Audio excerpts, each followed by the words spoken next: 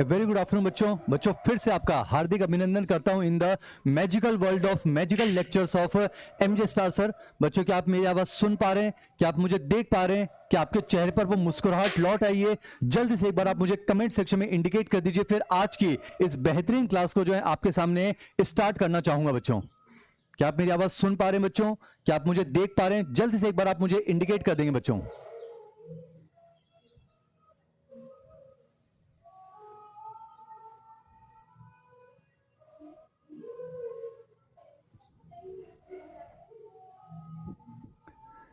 एक दिन मेरी आपकी क्लास क्या नहीं ली बच्चों। मेरे पास इतने सारे बच्चों के मैसेजेस आ गए कि सर हम आपको मिस कर रहे हैं। बच्चों, इतनी मोहब्बत के लिए बहुत बहुत शुक्रिया अदा करना चाहूंगा। तो आपके एमजे सर फिर से लौट आए हैं, आपको ले चलते हैं magical lectures of MJ star sir में। बच्चों, मैं दो चीजें आपको पहले कंफर्म कर दूं। गुड आफ्टरनून बच्चों, मैं आपको दो चीजें कंफर्म करना चाहूंगा। पहले तो बच्चों 17 तारीख को जो आपका माइनर टेस्ट है, फिर कोई भी बच्चा परेशान नहीं होगा, सिलेबस को लेकर परेशान नहीं होना चाहिए। बच्चों 17 तारीख को जो आपका माइनर टेस्ट है उसका जो सिलेबस है, मैं फिर से दोहरा रहा हूं बच्चों, 4 चैप्टर्स उसमें हम इंक्लूड कर रहे हैं बच्चों। Breathing and exchange of gases, body fluids and circulation, excretory products and there elimination and evolution, that's it. बच्चों, ह्यूमन हेल्थ जो है वो आपके इस टेस्ट का सिलेबस नहीं है बच्चों, दैट्स इट। फिर से बोल रहा हूं बच्चों, 17 तारीख को जो आपका माइनर टेस्ट है उसका सिलेबस फिर से मैं आपको बता रहा हूं बच्चों, परेशान नहीं होना है। 17 तारीख वाले माइनर टेस्ट का सिलेबस मेरी तरफ से 4 चैप्टर से बच्चों, respiratory system, circulatory system, excretory system और इवोल्यूशन। ठीक है बच्चों। बच्चों, दिवाली वेकेशंस के बाद जो आपका सेमी मेजर है उसमें मेरी तरफ से सिलेबस क्या रहेगा वो भी मैं आपको बता रहा हूं बच्चों। जितने भी टॉपिक्स अभी तक हो चुके हैं बच्चों, बेटा फिर बोल रहा हूं, ऑनलाइन 2.0 में वो टॉपिक्स अपलोड कर दिए गए। अपने आप को कमजोर नहीं रखना है बच्चों, खूब मेहनत कीजिए। तो आपको मैं सेमी मेजर का सिलेबस भी बता रहा हूं बच्चों। सारे चैप्टर्स हमने अभी तक जो पढ़ लिए हैं वो सब आपके टेस्ट का सिलेबस इंक्लूड होगा बच्चों सेमी मेजर में। यानी सेमी मेजर में तो नर्वस सिस्टम भी रहेगा, एंडोक्राइन सिस्टम भी रहेगा, लोकोमोशन मूवमेंट है, रेस्पिरेशन है, सर्कुलेशन है, एक्सक्रीशन है, इवोल्यूशन है, और बच्चों ह्यूमन हेल्थ एंड डिजीज भी होगा बच्चों ना। पर मैं आपको बता दूं, ह्यूमन हेल्थ एंड डिजीज जो है वो कैंसर से पहले पहले तक होगा, दैट्स इट बच्चों ना। मतलब क्लास के अंदर जितना होगा उतना आपका जो है टेस्ट का सिलेबस हम सेमी मेजर में रखना चाहेंगे बच्चों ना।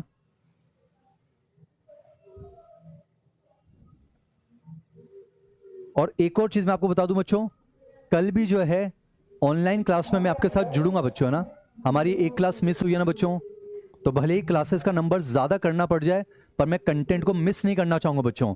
तो हमारी जो एक क्लास मिस हुई है हेल्थ की वजह से बच्चों, उसको हम कल जो है कवर करेंगे। तो कल जो है बच्चों 1:30 बजे एमजे सर आपके साथ ऑनलाइन क्लास में जुड़ेंगे बच्चों। तो मैं आपको बता रहा हूं फिर से, 3 चीजें हैं। मैंने 17 तारीख वाले माइनर टेस्ट का सिलेबस आपको बता दिया। सेमी मेजर में बच्चों आपको जो है जितना हो चुका है वो पूरा सिलेबस इंक्लूड होगा बच्चों। और कल जो है 15 तारीख को 1:30 बजे दिन में हमारी क्लास रहेगी बच्चों। मतलब आज भी क्लास है, कल भी क्लास है और परसों भी क्लास है बच्चों। तो आपकी मुस्कुराहट लौट आई है।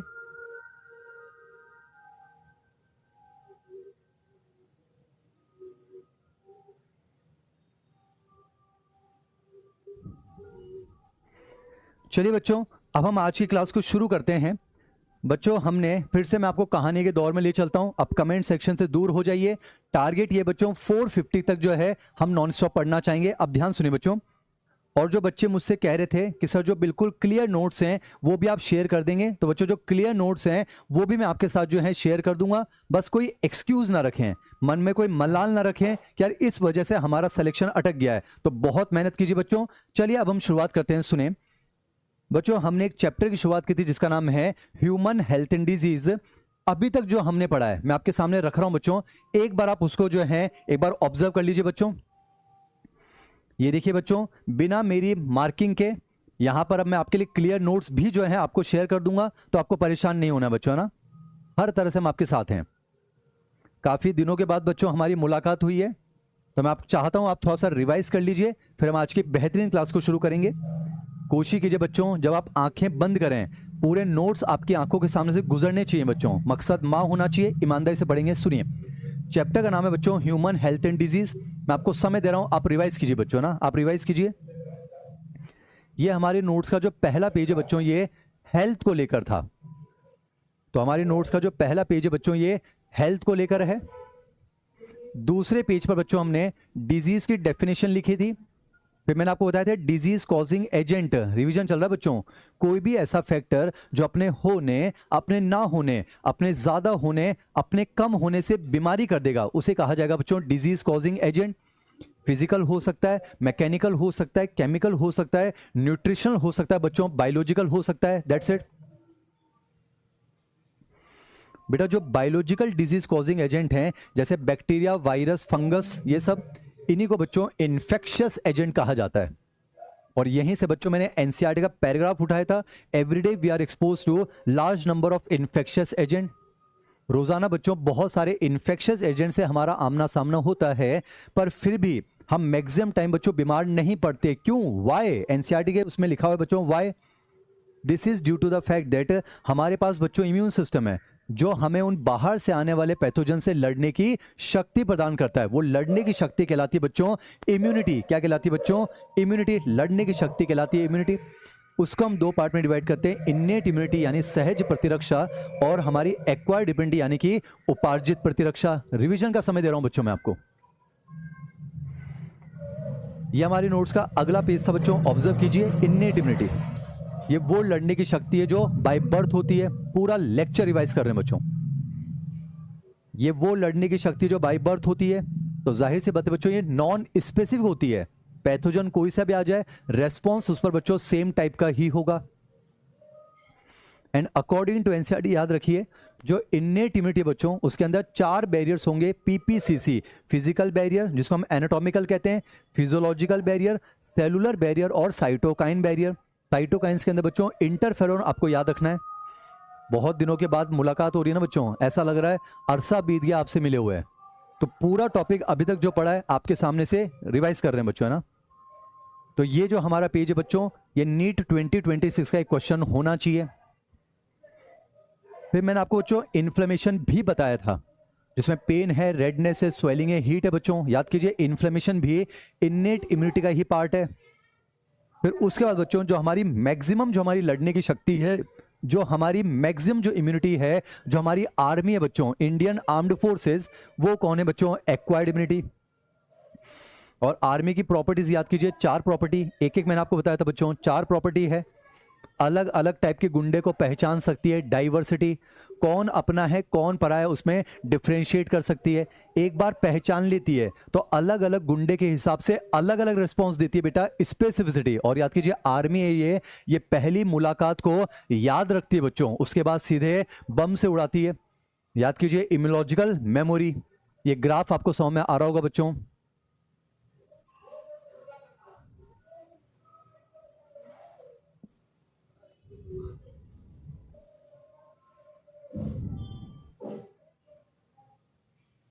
मैंने आपको कहा था बच्चों इन्नेट इम्यूनिटी की 2 प्रॉपर्टी और बैरियर 4, एक्वायर्ड इम्यूनिटी की 4 प्रॉपर्टी, और इसके टाइप्स होते हैं बच्चों 2। ये हम डिस्कस कर चुके हैं बच्चों, याद कीजिए। जो हमारी एक्वायर्ड इम्यूनिटी बच्चों, इसको हम 2 पार्ट में डिवाइड करते हैं, एक सीएमआई और एक एएमआई। पिछली क्लास में पढ़ा था, थोड़ा सा रिवाइज कीजिए बच्चों।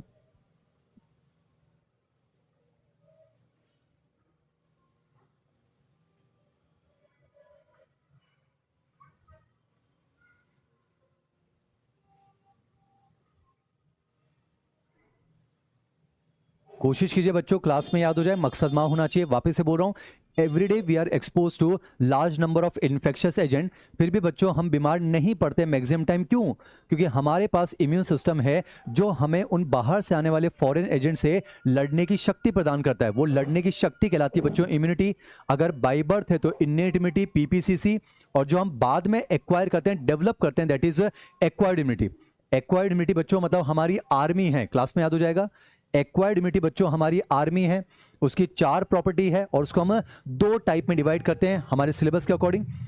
याद कीजिए बच्चों, जो एक्वायर्ड इम्यूनिटी है वो टी लिम्फोसाइट्स और बी लिम्फोसाइट्स की वजह से, मैंने आपको बताया था बच्चों, ये हमारी इंडियन आर्मी है, घर में घुसकर मारेगी। इसका मतलब बच्चों ये इंट्रा सेलुलर पैथोजन को मारेगी। और याद कीजिए जो एएमआई है बच्चों, ये हमारी इंडियन एयरफोर्स है, ये बाहर घूम रहे आतंकवादी को जो है आसमान से मिसाइल दागकर यानी कि एंटीबॉडी छोड़कर जो है उनको मारेगी। यानी याद कीजिए बच्चों, ये एक्स्ट्रा सेलुलर पैथोजन को मारेगी। बच्चों यहां पर हमने डिवीजन ऑफ लेबर कर रखा है, काम बांट रखा है ना बच्चों, क्योंकि मिलकर लड़ेंगे तो डेफिनेटली जंग जीत जाएंगे बच्चों। तो सीएमआई जो है बच्चों वो टी लिम्फोसाइट्स की वजह से, उसमें याद कीजिए टी किलर है, टी हेल्पर है, टी सप्रेसर, टी मेमोरी है। उसी तरह से बच्चों बी सेल्स जो है वो दो टाइप के हैं, बी मेमोरी है और बी इफेक्टर यानी प्लाज्मा सेल हैं जो एंटीबॉडी बनाते हैं।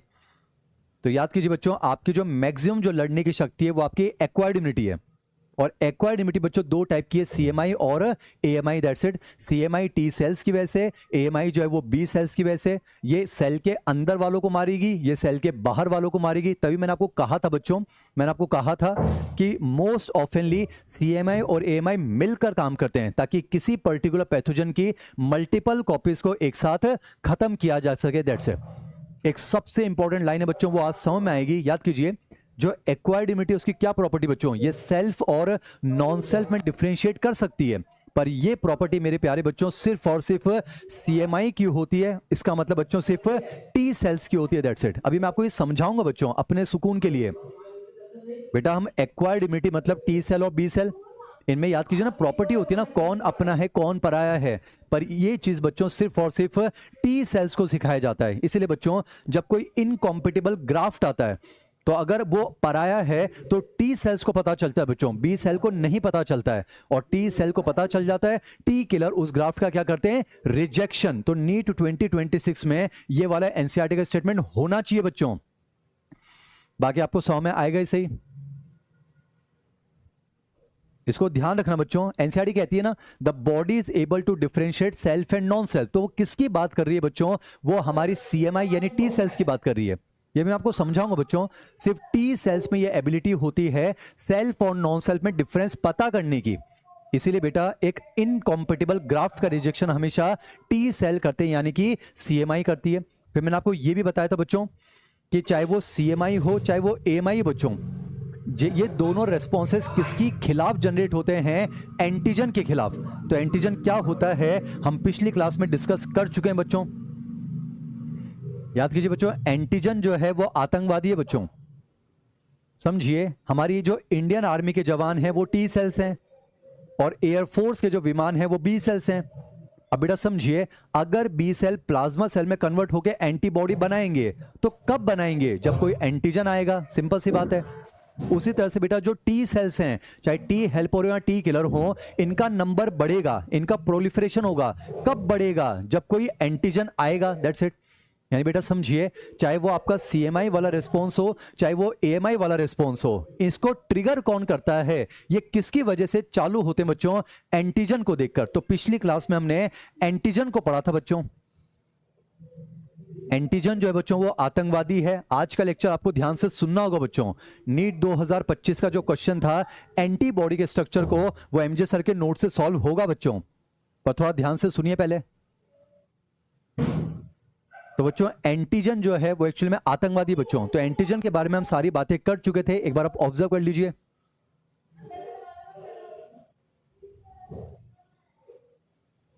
कोई भी ऐसा सब्सटेंस बच्चों जिसको हम पराया मान लें, क्योंकि मैं आपको समझा रहा हूं सेल्फ एंटीजन भी होते हैं बच्चों। जैसे आरबीसी पर जो एंटीजन है ब्लड ग्रुप के, वो तो सेल्फ एंटीजन है बच्चों। पर इस चैप्टर में हम इम्यूनिटी की बात कर रहे हैं बच्चों। इम्यूनिटी यानी लड़ने की बात करें, और लड़ेंगे हम परायों से, अपनों से नहीं। तो आम भाषा में एंटीजन का मतलब क्या है, गुंडे का मतलब क्या है, कोई भी ऐसा सब्सटेंस जिसको हम जो है पराया मान लें और उसके खिलाफ कोई इम्यून रेस्पॉन्स जनरेट कर दें। या तो उसको देखकर एंटीबॉडी का प्रोडक्शन हो जाए, या उसको देखकर टी सेल्स का नंबर बढ़ना शुरू हो जाए। इसका मतलब कंफर्म है वो कौन है, वो एंटीजन है। ये हम डिस्कस कर चुके हैं बच्चों। तो बच्चों पिछली क्लास में हम आतंकवादी के बारे में पढ़ चुके हैं कि एंटीजन क्या हो सकता है, क्या होता है, हमने डिस्कस किया। अब आज की क्लास को शुरू करते हैं बच्चों। बेहतरीन लेक्चर है, कहानी के अंदाज में पढ़ेंगे, सुनिएगा। आज बच्चों अब मैं आपको आर्मी के जो जवान हैं, इंडियन आर्मी यानी सीएमआई के जवान है बच्चों टी सेल, हमारी इंडियन एयरफोर्स यानी एएमआई के जवान है बी सेल। बच्चों हम आतंकवादी के बारे में पढ़ चुके हैं ना, कि एंटीजन कहते किसे हैं, क्या होता है, सब हो गया।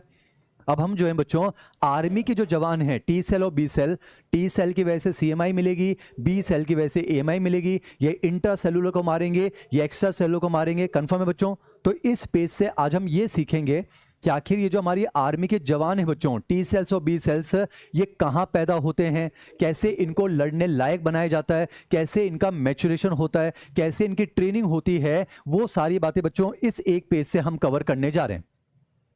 तो थोड़ा ध्यान से सुनिएगा। और बच्चों आपकी एनसीईआरटी में ये जो पेज है वो थ्योरेटिकल फॉर्मेट में लिखा हुआ है बच्चों, वहां सब लिखा हुआ है, primary lymphoid organ, secondary lymphoid organ. तो वो जो सारी थ्योरी है बच्चों यहाँ फ्लोचार्ट के फॉर्म में जो है मैंने कन्वर्ट की है। तो सुनिएगा बच्चों, पिछली क्लास में बेहतरीन क्लास है बच्चों, तन मन से हमें सौंप दीजिए बच्चों, हम आपको मां तक लेकर जाएंगे। सुनिए तो बच्चों, एंटीजन मतलब आतंकवादी, गुंडे के बारे में सारी बातें हो गई ना। अब इस पेज से मैं आपको यह समझाऊंगा कि आर्मी के जवानों के बारे में, जैसे कि सीएमआई जो है वो टी सेल्स की वजह से, एएमआई जो है वो बी सेल्स की वजह से। तो आइए समझते हैं टी लिम्फोसाइट, बी लिम्फोसाइट कहाँ बनते हैं, कैसे ये मैच्योर होते हैं, कैसे ये आतंकवादी को पहचानते हैं, कैसे उनसे लड़ने लायक बनेंगे, वो सारी बातें यहां पर हम डिस्कस करेंगे। तो चलिए शुरुआत करते हैं आज की क्लास की। मेरे साथ जुड़ जाइए बच्चों। सुनिएगा बेटा, जो सीएमआई होती है वो टी लिम्फोसाइट्स की वजह से होती है, एएमआई जो होती है बी लिम्फोसाइट्स की वजह से। तो ये सबसे पहले ये समझते हैं ये बनते कहाँ हैं बच्चों। आपको ये तो आइडिया बच्चों, चाहे टी लिम्फोसाइट हो, अब थोड़ा कंसंट्रेशन के साथ डिसिप्लिन के साथ है ना बच्चों, चाहे वो टी लिम्फोसाइट हो चाहे वो बी लिम्फोसाइट हो। लिम्फोसाइट का मतलब बेटा डब्ल्यूबीसी, और ब्लड का कोई भी सेल हो बच्चों, चाहे आरबीसी हो, डब्ल्यूबीसी हो या सेल के फ्रेगमेंट्स, प्लेटलेट्स हो, ये कहाँ बनते हैं बच्चों? बोन मैरो के अंदर। तो एक बात तो कंफर्म है, चाहे बच्चों वो टी सेल हो चाहे वो बी सेल हो, इनका ओरिजिन, इनका फॉर्मेशन कहाँ होता है बच्चों? बोन मैरो के अंदर। मैंने सब लिखा बच्चों, जैसे मैंने यहाँ पर लिखा है बेटा, समझिए, चाहे वो टी सेल हो, ध्यान सुनिएगा, चाहे वो टी सेल हो बच्चों, चाहे वो बी सेल हो, इनका जो ओरिजिन होता है बेटा, इनका ओरिजिन कहाँ होता है? बोन मैरो के अंदर होता है। यहां मैं आपको कुछ चीजें बता रहा हूं बच्चों, ये कैंसर के अंदर काम आएगी, तो उसको थोड़ा ध्यान सुनिएगा। कैंसर में काम आएगी बेटा, हमारी जो बोन मैरो होती है, अस्थि मज्जा, हमारी बोन मैरो के अंदर बच्चों कुछ प्लूरीपोटेंट स्टेम सेल होते हैं, कुछ बहुरूपीय सेल होते हैं जो लगातार डिवाइड कर सकते हैं, उन्हें हम स्टेम सेल कह रहे हैं बच्चों। ये बेटा कैंसर में काम आएगा। जब मैं आपको बताऊंगा ना माइलोमा क्या होता है, लिम्फोमा क्या होता है, तो यहां सुन लीजिए, वहां मिलकर मुस्कुराएंगे। सुनिए बच्चों, हमारी बोन मैरो के अंदर कुछ प्लूरीपोटेंट स्टेम सेल होते हैं बच्चों। ये जो स्टेम सेल होते हैं, स्टेम सेल मतलब जो रैपिडली डिवाइड हो सकते हैं ना बेटा, ये स्टेम सेल दो टाइप के होते हैं। एक होते हैं माइलॉइड ओरिजिन के माइलॉइड स्टेम सेल, एक होते हैं बच्चों लिम्फोइड ओरिजिन के लिम्फोइड स्टेम सेल। अब समझिए, ब्लड के कोई से भी सेल हो बच्चों, कोई सा भी ब्लड कॉर्पसल हो, वो बनता बच्चों बोन मैरो में। तो समझिएगा, जो लिम्फोसाइट्स होते हैं ना बच्चों, चाहे वो टी लिम्फोसाइट हो चाहे बी लिम्फोसाइट, चाहे नेचुरल किलर सेल, ये बनते हैं बच्चों लिम्फोइड स्टेम सेल से। मैंने यहां पर लिख दिया बच्चों, ये कैंसर में काम आएगा बच्चों, चाहे टी सेल हो चाहे बी सेल हो। हमें तो आज इनसे काम है ना बच्चों, पर याद कीजिए नेचुरल किलर सेल भी एक स्पेशल टाइप के लिम्फोसाइट ही तो है। तो बस इतना याद रखिएगा, लिम्फोसाइट कोई से भी बच्चों, वो कहां बन रहे हैं? बोन मैरो के अंदर बन रहे हैं, और वो लिम्फोइड स्टेम सेल से। बाकी जितने भी सेल होते हैं ना बच्चों, आज का लेक्चर आपको भीड़ से अलग कर सकता है बच्चों। ये वो लेक्चर है जो टीचर्स को भी भीड़ से अलग करता है। तो बस तन और मन से जुड़ जाइए बच्चों। सुनिएगा, जो टी सेल और बी सेल हैं, ये तो बनते हैं बच्चों लिम्फोइड स्टेम सेल से, और ब्लड के बाकी जितने भी सेल है बच्चों, चाहे आरबीसी है, चाहे वो एसिडोफिल है, बेसोफिल, न्यूट्रोफिल, मोनोसाइट है, और जो प्लेटलेट्स हैं, ये बनते बच्चों माइलॉइड स्टेम सेल से। इस पेज से हम ये सीखेंगे बच्चों, इस पेज से हम ये सीखेंगे कि जो हमारे टी लिम्फोसाइट और बी लिम्फोसाइट हैं, कहाँ बनते हैं, कैसे वो मैच्योर होते हैं, वो मैं आपको समझा रहा हूं। तो पहली चीज ये समझ में आ गई, चाहे वो सीएमआई के जवान हो टी सेल, चाहे वो एएमआई के जवान हो बी सेल, ये बनते कहाँ पर हैं बच्चों? ये बनते हैं बोन मैरो के अंदर। अब कहानी ले चलता हूं, सुनिएगा। मान लेते हैं बच्चों, ये जो मैंने बनाया है ये बोन मैरो है, मैंने लिखा है बच्चों, ध्यान से सुनिए, ये जो मैंने बनाया बच्चों, मान लेते हैं ये बोन मैरो है, अस्थि मज्जा है। अब समझिएगा, बोन मैरो के अंदर क्या है बच्चों? स्टेम सेल है, ये मैंने आपको बताया, और उन्हीं स्टेम सेल से टी लिम्फोसाइट भी बनेंगे और बी लिम्फोसाइट भी बनेंगे। तो समझिए बच्चों, बोन मैरो के अंदर देखिए, यहां पर ये स्टेम सेल है, तो इनसे देखिए बच्चों टी लिम्फोसाइट बन गए। ये देखिए स्टेम सेल है, इनसे बच्चों बी लिम्फोसाइट बन गए। यानी पहली चीज तो ये बेटा, इस पेज के माध्यम से हम ये सीख रहे हैं कि टी सेल और बी सेल के बारे में। तो हम गुंडे को पढ़ चुके हैं, जवानों को पढ़ेंगे, और फिर अगले पेज में इनमें जंग होगी और हम जीतेंगे बच्चों। ध्यान सुनिए, तो इससे ये समझ में आ रहा है, चाहे वो टी लिम्फोसाइट हो बच्चों, चाहे वो बी लिम्फोसाइट हो, इनका ओरिजिन कहां पर होता है बच्चों? बोन मैरो के अंदर होता है। बेटा ये कहां ओरिजिन होते हैं? ये बोन मैरो के अंदर जो है ओरिजिनेट हो जाते हैं, बोन मैरो में ओरिजिनेट होते हैं। अब समझिएगा बेटा, अभी जो ये लिम्फोसाइट्स बने हैं ये तो इमेच्योर होंगे ना बच्चों। बेटा अभी तो जवान अपने घर में पैदा हुए हैं, इनको थोड़ी ना पता है कि कौन हिंदुस्तानी है कौन पाकिस्तानी है, इनको थोड़ी ना पता है कौन अपना है कौन पता है, इनको थोड़ी ना पता है कि जंग कैसे लड़नी होती है, किससे लड़नी होती है। बेटा अभी तो ये नॉर्मल नागरिक की तरह पैदा हुए हैं, यानी ये इमेच्योर है ना बच्चों। तो अब आपको इनको मैच्योर भी तो करना होगा, इनको ट्रेनिंग देनी होगी बच्चों, इनको भीड़ से अलग करना होगा, इनको डिफरेंशिएट करना होगा। तो खास बात समझिए बच्चों, जो हमारे बी लिम्फोसाइट हैं वो बोन मैरो में बने हैं, शुरुआत में कैसे होंगे? इमेच्योर, पर बेटा उनका जो मैच्योरेशन होता है वो यहीं पर हो जाता है, यानी समझे बी लिम्फोसाइट यहीं पर ओरिजिनेट होते हैं और यहीं पर बेटा उनका मैच्योरेशन हो जाता है। पर खास बात समझिए, टी लिम्फोसाइट यहां बनते हैं बच्चों, वो इमेच्योर हैं, पर ये ब्लड की मदद से थाइमस ग्लैंड में पहुंचते हैं और वहां पर बच्चों थाइमोसिन हार्मोन के इन्फ्लुएंस में इनका क्या होता है? मैच्योरेशन होता है। तो सबसे इंपॉर्टेंट चीज बच्चों, चाहे टी लिम्फोसाइट हो चाहे बी लिम्फोसाइट, ये बनते कहां है? Bone marrow. पर बी लिम्फोसाइट तो यही मैच्योर हो जाते हैं, जबकि टी लिम्फोसाइट जो है वो थाइमस में मैच्योर होते हैं। मैंने यहां पर वो लिखा है बच्चों, ध्यान से देखिए, एक तरफ मैंने ओरिजिन लिखा है, एक तरफ मैच्योरेशन लिखा है। तो ध्यान से देखिए, चाहे टी लिम्फोसाइट हो चाहे बी लिम्फोसाइट, कहां बनते हैं बच्चों? बोन मैरो में। पर देखिए बी लिम्फोसाइट का तो मैच्योरेशन भी बोन मैरो में हो जाता है, पर बेटा टी लिम्फोसाइट का मैच्योरेशन जो है वो थाइमस में होता है। और समझिए कहां इनका मैच्योरेशन हो रहा है, उस बेसिस पर इनके अल्फाबेट यूज किए हैं। बेटा समझिए, जैसे कि टी लिम्फोसाइट कहां मैच्योर हो रहे हैं, एक एक सब्जेक्ट का एक एक टॉपिक का धागा खोल देंगे बच्चों। टी लिम्फोसाइट कहां मैच्योर हो रहे हैं? थाइमस में। इसीलिए बेटा टी सेल में टी का मतलब जो है वो थाइमस होता है, जबकि बी लिम्फोसाइट कहां मैच्योर हो रहे हैं? बोन मैरो में। तो बेटा समझिए बी लिम्फोसाइट में बी का मतलब बोन मैरो होता है, वो भी मैंने यहां लिखा है बच्चों। देखिए लिखा है टी इन टी सेल वो थाइमस को रिप्रेजेंट करता है और बी इन बी सेल बेटा वो बोन मैरो को। पर एक और चीज समझाता हूं बच्चों, जैसे हमारे अंदर बोन मैरो होता है, पक्षियों के अंदर होता है बेटा बर्सा ऑफ फेब्रिशियस, लिखा है मैंने। तो समझिए बी लिम्फोसाइट को मैच्योर होते हुए सबसे पहले बर्ड्स में देखा गया था, बर्सा ऑफ फेब्रिशियस में, और देखिए उसका पहला अल्फाबेट बी है, तो वहां से बेटा शब्द आया था बी सेल। पर वो तो कोइंसिडेंस देखिए, उनमें बर्सा ऑफ फेब्रिशियस बी से शुरू होता है, तो हमारे अंदर बोन मैरो भी जो है बी से शुरू होता है। तो यहां पर बच्चों नाम चेंज करने की जरूरत नहीं पड़ी है। बाकी नीट लेवल के हिसाब से वापस बोल रहा हूं बच्चों, चाहे टी लिम्फोसाइट हो चाहे बी लिम्फोसाइट हो, इनका ओरिजिन तो कहां होता है? बोन मैरो के अंदर। पर बी लिम्फोसाइट बोन मैरो में ही मैच्योर हो जाते हैं, जबकि टी लिम्फोसाइट जो है वो थाइमस ग्लैंड में मैच्योर होते हैं। अब समझिएगा बच्चों, एनसीईआरटी क्या कहती है? एनसीईआरटी कहती है बेटा बोन मैरो और थाइमस को प्राइमरी लिम्फोइड ऑर्गन कहते हैं। इसको ध्यान सुनिएगा बेटा, बोन मैरो और थाइमस जो है, देखिए मैंने दोनों को मिलाकर लिखा है प्राइमरी लिम्फोइड ऑर्गन। बेटा इनको प्राइमरी लिम्फोइड ऑर्गन कहा गया है। बेटा ये जो है प्राथमिक जो है लसिकांग होते हैं, बेटा ये जो है प्राथमिक लसिकांग होते हैं। अब समझिएगा, प्राइमरी लिम्फोइड ऑर्गन एनसीईआरटी किसे कहती है? एक एक कंसेप्ट का धागा खोल रहे हैं। एनसीईआरटी क्या कहती है पहले पढ़ लेते हैं बेटा, सुनिएगा। प्राइमरी लिम्फोइड ऑर्गन किन्हें कहा जाता है? उन्हें कहा जाता है बच्चों which provide micro environment for the origin and और मैच्योरेशन ऑफ लिम्फोसाइट। एनसीईआरटी की लाइन है बच्चों, बेटा प्राइमरी लिम्फोइड ऑर्गन उन्हें कहा जाता है जो कि लिम्फोसाइट्स को ओरिजिन एंड और मैच्योर होने के लिए माइक्रो एनवायरमेंट प्रोवाइड करते हैं। अब इसको ध्यान से सुनिएगा बच्चों, सुनिए बेटा, हमारा पूरा शरीर मान लीजिए एनवायरमेंट है, तो उसके कुछ पर्टिकुलर ऑर्गन्स को आप क्या कहोगे? Micro environment. ध्यान सुनिए बेटा, पूरा शरीर एनवायरमेंट है बच्चों, तो उसके कुछ ऑर्गन्स को हम क्या कहेंगे? Micro environment. तो बेटा बोन मैरो और थाइमस तो कुछ ऑर्गन्स हुए, तो उनका जो एनवायरमेंट है वो कहलाएगा माइक्रो एनवायरमेंट। अब ध्यान से सुनिए बेटा, प्राइमरी लिम्फोइड ऑर्गन किसे कहा जाता है? एनसीईआरटी की लाइन सुनिए, कोई भी ऐसा ऑर्गन जहां पर लिम्फोसाइट्स, ध्यान से पढ़िए, ओरिजिन एंड मैच्योर हो जाए या और मैच्योर हो जाएं। बेटा ध्यान सुनिए बेटा, प्राइमरी लिम्फोइड ऑर्गन उन्हें कहा जाता है जहां पर लिम्फोसाइट ओरिजिन एंड मैच्योर हो जाए, यानी बने और मैच्योर हो जाए, तो यहां पर बोन मैरो की बात हो रही है बेटा। यहां पर बी लिम्फोसाइट बने भी हैं और मैच्योर भी हुए हैं, तो प्राइमरी लिम्फोइड ऑर्गन है।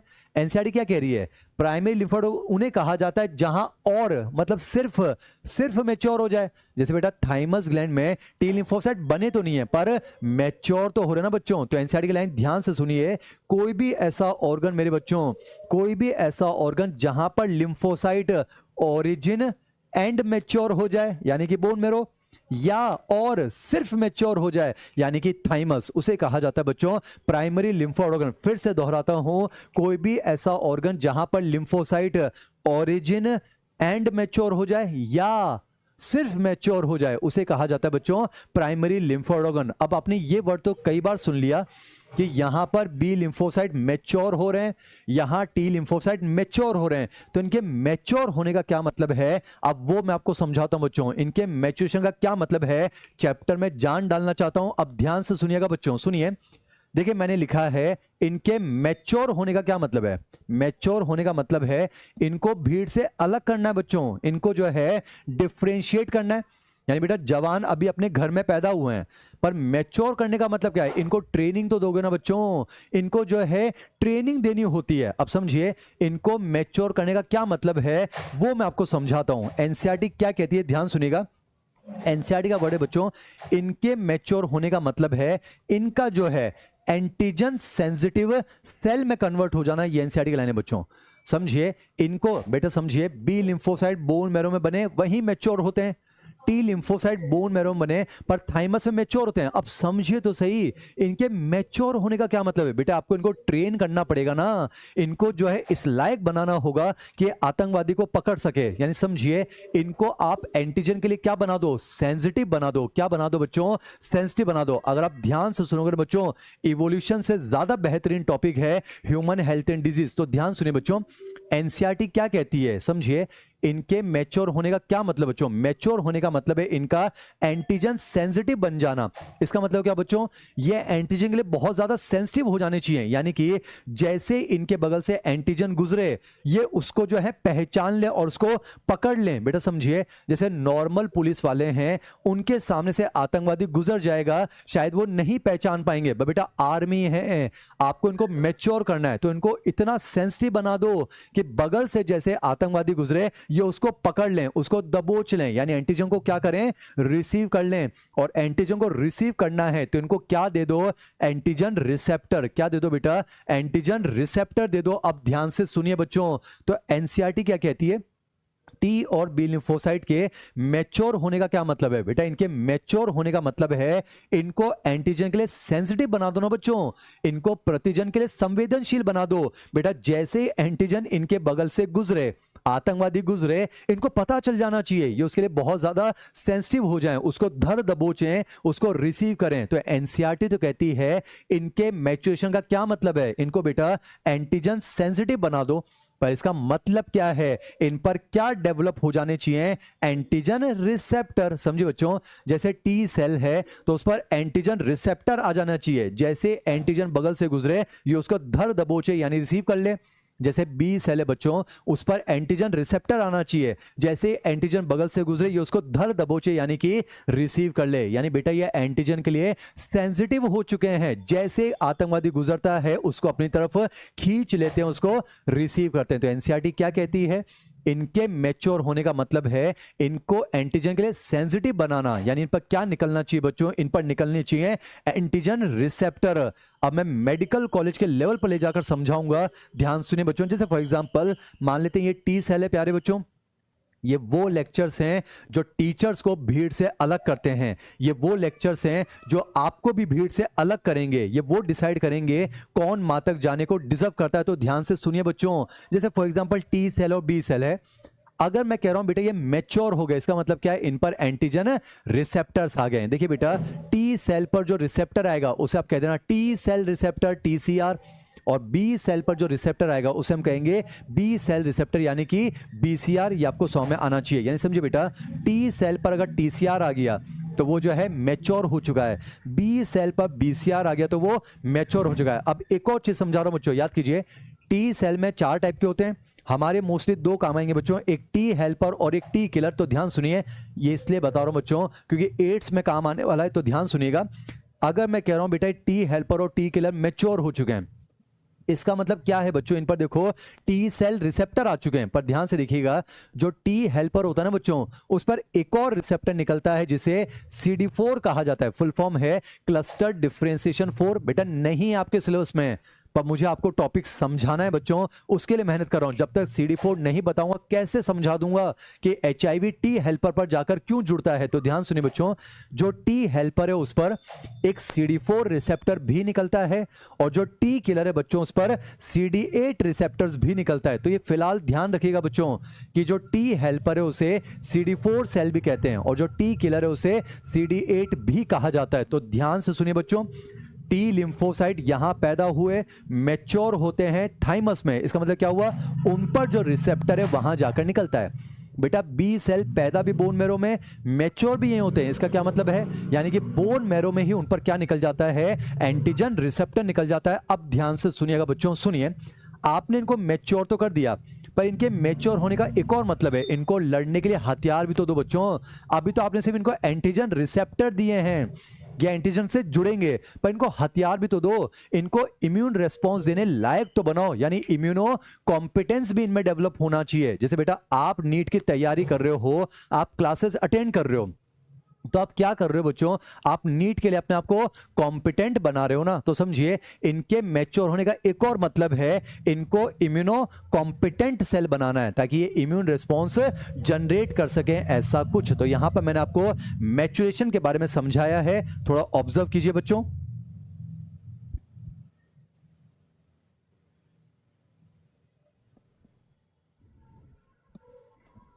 एक बात बड़ी कॉन्फिडेंस से बोलते हैं एमजे सर, कैमरे में बोलते हैं, मेरी क्लास में अगर आपको नहीं समझ में आ रहा है तो आप नालायक हैं बेटा जी, आप मां को शायद डिजर्व नहीं करते हैं।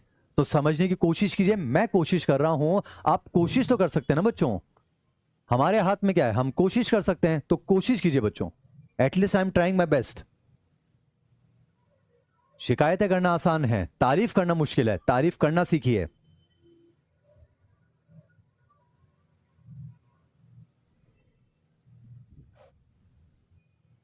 अब समझिए बच्चों, आज मैं आपको जो है टी सेल्स और बी सेल्स के बारे में बता रहा हूं बच्चों। ये कहां बने समझ में आ गया, इनके मैच्योर होने का क्या मतलब है, इनके ट्रेन होने का क्या मतलब है, डिफरेंशिएट होने का क्या मतलब है, इन पर एंटीजन रिसेप्टर निकल गए बच्चों ताकि ये एंटीजन को दबोच सकें, इनमें इम्यूनो कॉम्पिटेंस डेवलप हो गया है ताकि उस आतंकवादी से लड़ सकें। ये तो समझ में आ गया। अब समझिए बच्चों, यहां पर मान लेते हैं ये मैच्योर हो गए, पर बेटा समझिए, अब मैच्योर होने के बाद इनको कहां भेज दिया जाएगा, सरहद पर बच्चों। इनको कहां भेजेंगे, सरहद पर। बेटा ये तो हमारी जो है इंडियन मिलिट्री एकेडमी देहरादून है, यहां तो बेटा जवान मैच्योर हो गए ना, इनको आपने एंटीजन रिसेप्टर दे दिए, इनको आपने हथियार दे दिए, पर इनकी मुलाकात जो है आतंकवादी से बेटा वो बॉर्डर पर होगी, सरहद पर। तो अब इनको सरहद पर भेजना होगा ना। तो समझिए बेटा, एक बार मैच्योर हो जाने के बाद, बेटा मैच्योर होने का मतलब क्या है, एंटीजन रिसेप्टर्स आ गए हैं, ये इम्यूनो कॉम्पिटेंट हो चुके हैं, इनके पास हथियार आ चुके हैं, ये पैथोजन को मार सकते हैं। अब ध्यान सुनिएगा, एक बार बेटा जवान मैच्योर हो गए, मैच्योर हो गए, तो मैच्योर होने के बाद अब इनको सरहद पर भेज दिया जाता है। सरहद से मेरा मतलब बच्चों सेकेंडरी लिम्फोइड ऑर्गन। कहां भेज दिया जाता है बच्चों, सेकेंडरी लिम्फोइड ऑर्गन। तो ध्यान सुनिएगा, एक बार जब ये मैच्योर हो गए, चाहे वो मैच्योर टी लिम्फोसाइट हो चाहे मैच्योर बी लिम्फोसाइट, फिर बेटा ये मैच्योर होने के बाद वाया ब्लड, ब्लड की मदद से देखिए कहां चल जाते हैं, ये सेकेंडरी लिम्फोइड ऑर्गन्स में। अब सेकेंडरी लिम्फोइड ऑर्गन्स के बहुत सारे एग्जांपल है बच्चों, जैसे कि ये सारे एग्जांपल्स मैंने लिख दिए हैं। जैसे बेटा लिम्फ नोड है, बेटा लिम्फ नोड जो है वो सेकेंडरी लिम्फोइड ऑर्गन्स है। अब लिम्फ नोड के भी एग्जांपल हैं, जैसे स्प्लीन है, टॉन्सिल्स है, पेयर्स पैचेस है, एक अपेंडिक्स है, और एक बच्चों माल्ट लिखा हुआ है, फुल फॉर्म है mucosa associated lymphoid tissue, NCERT में है। और बेटा हमारा जो 50% लिम्फोइड टिश्यू है वो हमारी एलिमेंट्री कैनाल या फिर हमारी जो रेस्पिरेटरी ट्रैक्ट की जो म्यूकोसा है उससे एसोसिएटेड होता है। इसका भी रीजन मैं आपको समझाऊंगा। अब ध्यान सुनिए बच्चों, ये तो आपके प्राइमरी लिम्फोइड ऑर्गन है बच्चों, कौन कौन से, बोन मैरो, थाइमस।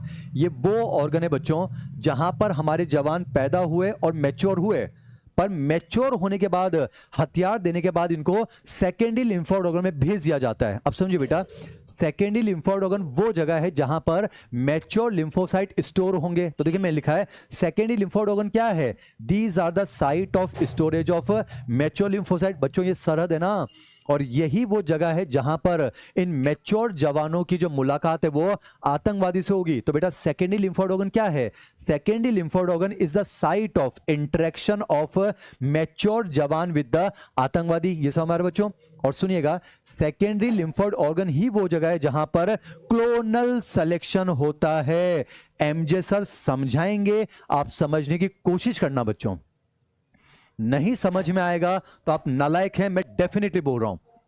चाहे बगल में माँ बाप बैठकर सुन रहे हो, आप माँ को डिजर्व तो नहीं करते हैं। एम जैसा समझा कर रहेंगे, बहुत आसान तरीके से समझाऊंगा बच्चों। क्लोनल सिलेक्शन का मतलब क्या होता है, बस ध्यान से सुनिएगा बच्चों, ध्यान से सुनिएगा बच्चों।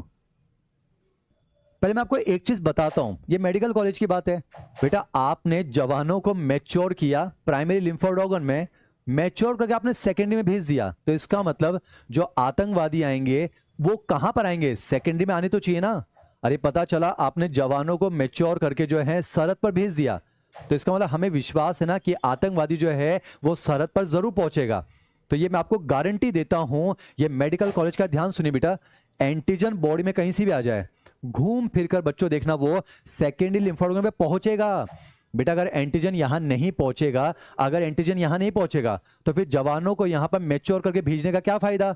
हमने बेटा अपने लिम्फोसाइट्स को मैच्योर करके यहां भेजा है, तो इसका मतलब बच्चों हमें विश्वास है ना कि एंटीजन कहीं से भी आ जाए यहां पहुंचेगा। अब कहीं से भी आ जाए यहां पहुंचेगा। मेडिकल कॉलेज का एक्सप्लेनेशन ध्यान से देखिए बेटा, जैसे मैंने यहां पर लिखा है antigen will reach the secondary lymphoid organ question mark, क्या वो पहुंचेगा, पहुंचेगा। समझा तो बच्चों, कहीं से भी आ जाए वो सेकेंडरी लिम्फोइड ऑर्गन पहुंचेगा। जैसे कि कहां से घुस सकता है, हो सकता है एपिडर्मिस रप्चर हो, यहां से घुस जाए बेटा। अगर वो यहां से घुस गया तो टिश्यू फ्लूइड में पहुंचेगा, टिश्यू फ्लूइड यानी कि लिम्फ, तो वहां से वो लिम्फ कैपिलरीज में जाएगा, और लिम्फ कैपिलरी से कहां चला जाएगा, लिम्फ नोड में। यानी बेटा समझिए, अगर एपिडर्मिस से घुस गया तो लिम्फ नोड में पहुंचेगा। लिम्फ नोड क्या है, सेकेंडरी लिम्फोइड ऑर्गन है, वहां जवान उसके स्वागत के लिए तैयार खड़े हैं। समझा रहा बच्चों। अगर मान लेते हैं बेटा वो हमारे ब्लड में पहुंच गया, मान लेते हैं ब्लीडिंग हो रही है, ब्लड में चला गया बेटा, ब्लड में अगर चला जाएगा तो वहां से वो स्प्लीन में जाएगा ना बेटा। स्प्लीन ब्लड को छानती है, मरे हुए आरबीसी को मारती है, याद कीजिए ग्रेवयार्ड ऑफ आरबीसी। तो अगर मान लेते हैं गुंडा ब्लड में चला गया, एंटीजन ब्लड में चला गया, तो स्प्लीन में जाएगा। स्प्लीन भी क्या है, सेकेंडरी लिम्फोइड ऑर्गन, वहां मैच्योर जवान तैयार खड़े हैं उसके स्वागत के लिए। समझ में आ रहा है बच्चों, ध्यान से देखिए। अगर मान लेते बेटा वो म्यूकोसा में चला गया, समझिए हो सकता है भोजन के साथ चला जाए, सांस के साथ चला जाए, तो याद कीजिए इन जीआईटी के अंदर, इन रेस्पिरेटरी ट्रैक्ट में हमने अंदर म्यूकोसा लगा रखी है। तो बेटा अगर वो म्यूकोसा के कांटेक्ट में आएगा तो कहां पहुंचेगा बच्चों, माल्ट में पहुंचेगा ना। और समझिए 50% जवान तो आपने वहीं पर खड़े कर रखे हैं उनके स्वागत के लिए। तो उम्मीद करता हूं 100 में आना चाहिए बच्चों, 100 में आना चाहिए बच्चों। मैंने आपको समझा दिया बच्चों, समझा दिया है।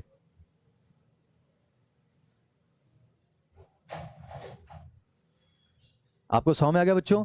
यानी कि प्राइमरी लिम्फोइड ऑर्गन तो वो हैं जहां पर T lymphocyte, B lymphocyte origin हुए और मैच्योर हुए, पर मैच्योर करके आपने उनको सेकेंडरी लिम्फोइड ऑर्गन में क्यों भेजा है, क्योंकि हमें पता है बच्चों एंटीजन कहीं से भी आ जाए घूम फिरकर यहां पहुंचेगा, और एक बार जब वो यहां पहुंचेगा तो मैच्योर लिम्फोसाइट के साथ उसकी मुलाकात होगी। तो ये बेटा समझिएगा, ये वो जगह है जहां पर मैच्योर लिम्फोसाइट और एंटीजन का इंटरेक्शन होगा। अब मैं आपको समझाने जा रहा हूं बच्चों, यही वो जगह है जहां पर क्लोनल सिलेक्शन होता है।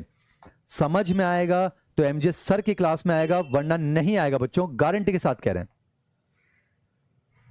अगर समझ में आएगा तो यही आएगा बच्चों, वरना तो नहीं आ रहा, वरना फिर आप रटते रहिए।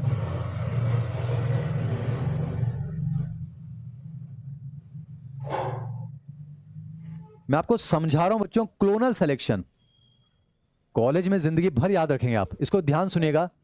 क्लोनल सिलेक्शन का क्या मतलब है, पहली बात तो बेटा क्लोनल सिलेक्शन कहां होता है, सेकेंडरी लिम्फोइड ऑर्गन्स में। आपको इतना बेहतरीन समझ में आएगा कि आप स्टूडेंट होकर टीचर्स को भी समझा पाएंगे बच्चों। तो ध्यान सुनिएगा, ध्यान सुनिएगा बच्चों। क्लोनल सिलेक्शन का मतलब क्या होता है अब मैं आपको समझा रहा हूं, सुनिए। बेटा चाहे वो पहली बात तो बेटा सेकेंडरी लिम्फोइड ऑर्गन में, इसको ध्यान सुनिए, सेकेंडरी लिम्फोइड ऑर्गन में मैच्योर लिम्फोसाइट्स है ना बच्चों, मैच्योर लिम्फोसाइट। अब चाहे वो टी लिम्फोसाइट में टी हेल्पर हो, टी किलर हो, टी सप्रेसर, टी मेमोरी, अगर वो मैच्योर है यहां पर है, और बी लिम्फोसाइट मैच्योर है तो वो यहां पर है। बेटा मैं आपको किसी एक के रिस्पेक्ट में समझा देता हूं, ये सब में सेम होगा। जैसे मैं आपको टी किलर के रिस्पेक्ट में समझाता हूं, टी किलर मान लेते बेटा सेकेंडरी लिम्फोइड ऑर्गन, ध्यान सुनिएगा, मान लेते बेटा वहां पर इस तरह से ये टी किलर है। ध्यान सुनिए बच्चों, अगर समझ में आएगा तो एमजे सर की क्लास में आएगा, वरना नाचना गाना तो आप हिंदुस्तान में कहीं भी कर सकते हैं। सिलेक्शन की बात करनी है, यहां पर हमारे साथ जुड़ जाइए बच्चों, मेहनत कर रहे हैं, सुनिएगा, आपको वर्ड समझा रहा हूं बेटा। क्लोनल सिलेक्शन कहां होता है? सेकेंडरी लिम्फोइड ऑर्गन में। अब उसका मतलब समझिए, पहली बात तो बेटा सेकेंडरी लिम्फोइड ऑर्गन, इसका मतलब क्या है? यहां पर जो है मैच्योर लिम्फोसाइट है। अब चाहे वो टी लिम्फोसाइट है, चाहे बी, टी में कोई सा भी हो, मैं किसी एक को लेकर आपको समझा रहा हूं। मान लेते बच्चों टी किलर है, ये सरहद पर बात चल रही है। अब सुनिएगा बेटा, ये मैच्योर है, इसका मतलब जो है इनके पास क्या होंगे? इनके पास जो बेटा एंटीजन रिसेप्टर है। पर अब खास बात सुनिए बेटा, हमारे जो टी किलर है, मैं टी किलर समझा रहा हूं, टी हेल्पर भी होता है, बी सेल भी हो सकता है। ध्यान सुनिए बच्चों, हमारे जो टी किलर होंगे बेटा मैच्योर लिम्फोसाइट हैं, ये मैच्योर है, इसका मतलब इनके पास क्या बेटा? Antigen receptor. पर इन सबके जो एंटीजन रिसेप्टर्स होते हैं बेटा, वो अलग अलग साइज और शेप के होते हैं। जैसे रफली देखिए, मैंने यहां पर ऐसे ऐसे बनाए बेटा, अरे इनके एंटीजन रिसेप्टर अलग अलग साइज और शेप के होते हैं ना, क्योंकि समझिए, जैसे फॉर एग्जाम्पल बेटा समझिए, जो गुंडे आएंगे बेटा एंटीजन, वो अलग अलग साइज और शेप के आ सकते हैं। बेटा एंटीजन ऐसा भी हो सकता है, एंटीजन ऐसा भी हो सकता है, एंटीजन ऐसा भी हो सकता है। रफली समझा रहा हूं बच्चों, यहां समझ में आ जाना बच्चों, तो मेडिकल कॉलेज के बच्चों को समझा देना, अपने टीचर्स को समझा देना, बहुत मेहनत से पढ़ा रहे बच्चों, ध्यान सुनिएगा, आपको समझ में आएगा। बेटा समझिए, बेटा बॉडी में जो एंटीजन्स आएंगे, जो पैथोजन आएंगे, वो तो न जाने अलग अलग साइज और शेप के हो सकते हैं ना। हो सकता है गुंडा ऐसा आ जाए, हो सकता है गुंडा ऐसा आ जाए।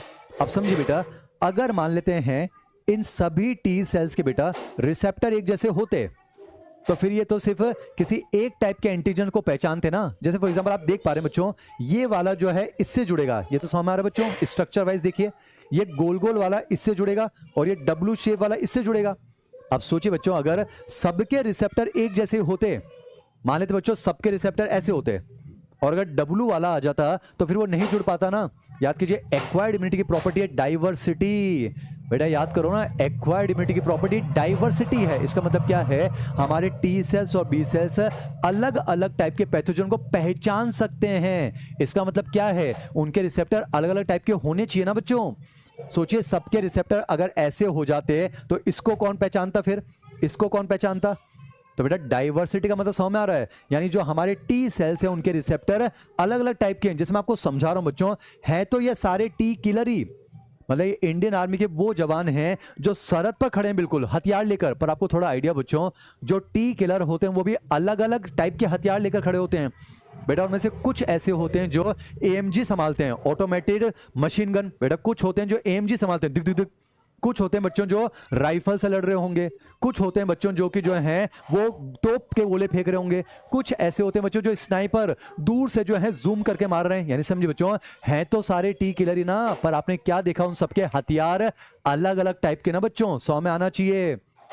बेटा सोचिए, अगर सबके जो है रिसेप्टर एक जैसे हो जाते तो हम अलग अलग टाइप के गुंडे को कैसे पहचानते? तो आपको ये बात तो समझ में आ रही है, ये जितने भी टी किलर हैं इनके रिसेप्टर बेटा अलग अलग टाइप के होने चाहिए, ताकि हम अलग अलग टाइप के गुंडे को पहचान सकें। डाइवर्सिटी, ये तो समझ में आ गया बच्चों। अब ठीक है, मैं मान के चल रहा हूं कि इस टाइप का गुंडा आ रहा है, तो बेटा इस टाइप का गुंडा आ रहा है, तो अब मैं इस वाले टी किलर की बात कर रहा हूं समझाने के लिए, प्लीज समझिएगा। अब किसी एक को लेकर कहानी चलेगी ना। मान लो बेटा मैं इस टी किलर की बात कर रहा हूं जिसका रिसेप्टर ऐसा है। अब मान लेते बच्चों, जब मैं इसकी बात कर रहा हूं तो इसकी बात करूंगा।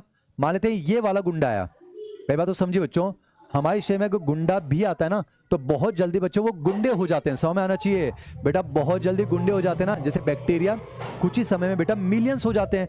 जैसे मान लो ये वाला बैक्टीरिया जो है डिवाइड करके, रफली समझा रहा हूं, मान लो इसने बेटा इस तरह से 3 बैक्टीरिया बना लिए। अब हमें तो तीनों को मारना है ना। एक बात तो समझ में आ गई बच्चों कि जो एंटीजन रिसेप्टर होंगे अलग अलग साइज और शेप के होंगे, ताकि हम अलग अलग टाइप के गुंडे को पहचान सकें। डाइवर्सिटी। अब समझाने के लिए मैं इसकी बात कर रहा हूं, समझाने के लिए इसका एग्जांपल ले रहा हूं। जब गुंडा ऐसा है तो ये वाला टी कलर लड़ेगा। अब समझिए, पर एक चीज समझिए बच्चों, अगर आपने डाइवर्सिटी कर दी है रिसेप्टर में, तो जाहिर सी बात है उनका नंबर कम हो जाएगा ना। बेटा आप सोचिए, अगर सबको ही मैं जो है मशीन गन देता, मान लेते हैं 10 जवान हैं, 10 के 10 को मशीन गन देते, तो मशीन गन वालों का नंबर ज्यादा होता पर डाइवर्सिटी कम हो जाती। पर आपने सबको हथियार अलग अलग दिए तो डाइवर्सिटी तो हो गई, पर मशीन गन वाले का नंबर कम हो जाएगा ना। ये 100 में आना चाहिए बच्चों, बेटा आपको 100 में आना चाहिए ना। बेटा अगर आप डाइवर्सिटी रखोगे तो किसी एक टाइप के एंटीजन रिसेप्टर वाले का नंबर तो कम हो जाएगा ना। तो मान लेते बेटा इस वाले के लिए जुड़ने के लिए है आपके पास, पर होगा तो कम ना बेटा, क्योंकि आपने डाइवर्सिटी रखी। बेटा अगर डाइवर्सिटी बढ़ा दोगे तो किसी एक वाले का नंबर तो कम हो जाएगा ना बच्चों। तो मान लेते हैं ये नंबर कम है, आप सोचिए बेटा ये तो 3 गुंडे आ गए, पर इसको मारने के लिए आपके पास टी किलर एक ही है ना। तो आपको क्या करना होगा बच्चों, इस तरह के टी किलर के नंबर बढ़ाने होंगे, यानी इस सेलेक्टेड टाइप के लिम्फोसाइट के क्लोन बनाने पड़ेंगे, क्लोनल सिलेक्शन। उम्मीद करता हूं 100 में आ रहा बच्चों, 100 में आ रहा बच्चों। यानी कि आपको जो है, अरे ये सेलेक्टेड टाइप का बस ये वाला, बाकी थोड़ा चाहिए आपको। तो बेटा इस सेलेक्टेड टाइप के लिम्फोसाइट की क्या चाहिए आपको, क्लोन चाहिए, वही तो कहलाता बच्चों क्लोनल सिलेक्शन। यानी अब क्या होगा, जैसे बेटा ये इस एक एंटीजन से जुड़ेगा, पर आपको तो बेटा टोटल 3 चाहिए ना, तो तुरंत क्या होता है इसमें डिवीजन हो जाता है और इसके ही जैसे 2 बन जाते हैं, यानी बेटा क्लोन सेम टू सेम इसके जैसे, तो रिसेप्टर सेम होंगे। इसमें बेटा एक तो बनता है मेमोरी वाला, तो एक बनेगा मेमोरी टी किलर और एक बनेगा बच्चों इफेक्टर टी किलर। ये इफेक्टर टी किलर एक और गुंडा पकड़ लेगा, तो आपने देखा टोटल 2 पकड़ लिए ना, पर हमें तो बेटा 3 चाहिए ना। तो अब ये जो मेमोरी वाला है ये फिर डिवाइड हो जाएगा, एक बच्चों फिर से बनेगा मेमोरी टी किलर और एक बन जाएगा मेरे बच्चों इफेक्टर टी किलर। इस पर रिसेप्टर सेम होंगे, रिसेप्टर सेम होंगे ना बच्चों, कुछ इस तरह से। तो आप देख रहे हैं ये वाला एक और गुंडा पकड़ लेगा। तो आपने देखा बेटा एक सेलेक्टेड टाइप के लिम्फोसाइट के हम क्या बना रहे हैं, क्लोन बना रहे हैं। यही तो क्लोनल सिलेक्शन है। पर खास बात आपने क्या देखी बेटा, तीनों गुंडे पकड़ लिए, पर लास्ट में एक क्या बचेगा, मेमोरी वाला। बेहतरीन बेटा, ये प्राइमरी इम्यून रिस्पॉन्स है ना, और अगर मेमोरी वाला बच गया तो ये याद रखेगा, ये जो है बेटा याद रखेगा कि दोबारा अगर वो वाला आ गया तो पहचानने में समय नहीं लगेगा, उतना लैग पीरियड कम होगा, तुरंत पहचानेगा, तुरंत क्लोनल सिलेक्शन होगा, हम उसके झाग निकाल देंगे, secondary immune response, that's it. अगर नहीं समझ में आ रहा है कोई तकलीफ नहीं है बच्चों, इग्नोर कर दीजिए।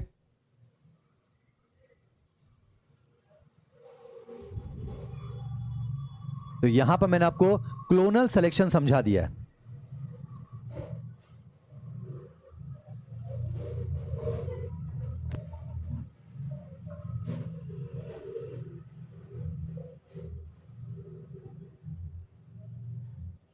तो मैंने आपको समझा दिया बच्चों, सेकेंडरी लिम्फोइड ऑर्गन वो है जहां पर हमारे मैच्योर लिम्फोसाइट स्टोर हो जाते हैं। ये वही जगह है सरहद जहां पर इनकी मुलाकात एंटीजन से होती है, और यही वो जगह है जहां पर इनका क्लोनल सिलेक्शन होता है। मैंने यहां पर बच्चों यहां पर क्लोनल सिलेक्शन लिख भी दिया है। जैसे कि मैंने आपको टी किलर का समझाया कि टी किलर से जो एक मेमोरी टी किलर बनेगा, इफेक्टर बनेगा, वैसे मैंने यहां पर बच्चों टी हेल्पर का भी लिखा है, एक मेमोरी टी हेल्पर बनेगा, एक इफेक्टर टी हेल्पर। मेमोरी वाला जरूरत पड़ने पर फिर डिवाइड होगा, मेमोरी टी हेल्पर फिर इफेक्टर। उसी तरह से बेटा जब बी सेल का नेचुरल क्लोनल सिलेक्शन होता है तो एक बी मेमोरी बनता है और एक प्लाज्मा सेल। बेटा प्लाज्मा सेल ही उसका इफेक्टर सेल है, और यही प्लाज्मा सेल क्या बनाता है, एंटीबॉडी, दैट्स इट। ये वाला पोर्शन मैंने आपको अभी समझाया बच्चों। तो मैंने आपको आतंकवादी के बारे में बता दिया, नहीं समझ, परेशान मत होइए बच्चों, सारे बच्चे एम्स दिल्ली में नहीं जाते हैं, परेशान नहीं होना है, अपने आप को समझाइए। पर यहां 100 में नहीं आ रहा है, कहीं और नहीं आ सकता। एक बच्चा लिख रहा है, गौरव लिख रहा है, सर आप समझाएं और अगर हमें समझ में नहीं आए तो लानत है हम पर। सही बात है, वो घमंड नहीं है, गुरूर है बच्चों, हमें पता है हम कैसा पढ़ाते हैं। तो बच्चों मैंने आपको अभी आतंकवादी के बारे में समझाया, एंटीजन। मैंने आपको आर्मी के जवानों के बारे में समझाया, सीएमआई के जवान टी सेल और एएमआई के जवान बी सेल। मैंने आपको प्राइमरी लिम्फोइड ऑर्गन बताया जहां जवान पैदा होते हैं और मैच्योर होते हैं। मैंने सेकेंडरी लिम्फोइड ऑर्गन बताया जहां ये मैच्योर होने के बाद चले जाते हैं, वहीं पर इनकी मुलाकात एंटीजन से होती है, वहीं पर बच्चों इनका क्लोनल सिलेक्शन होता है। अब मैं आपको समझाऊंगा बच्चों आखिर इनकी लड़ाई कैसे होती है। अब लड़ाई करेंगे ना बच्चों।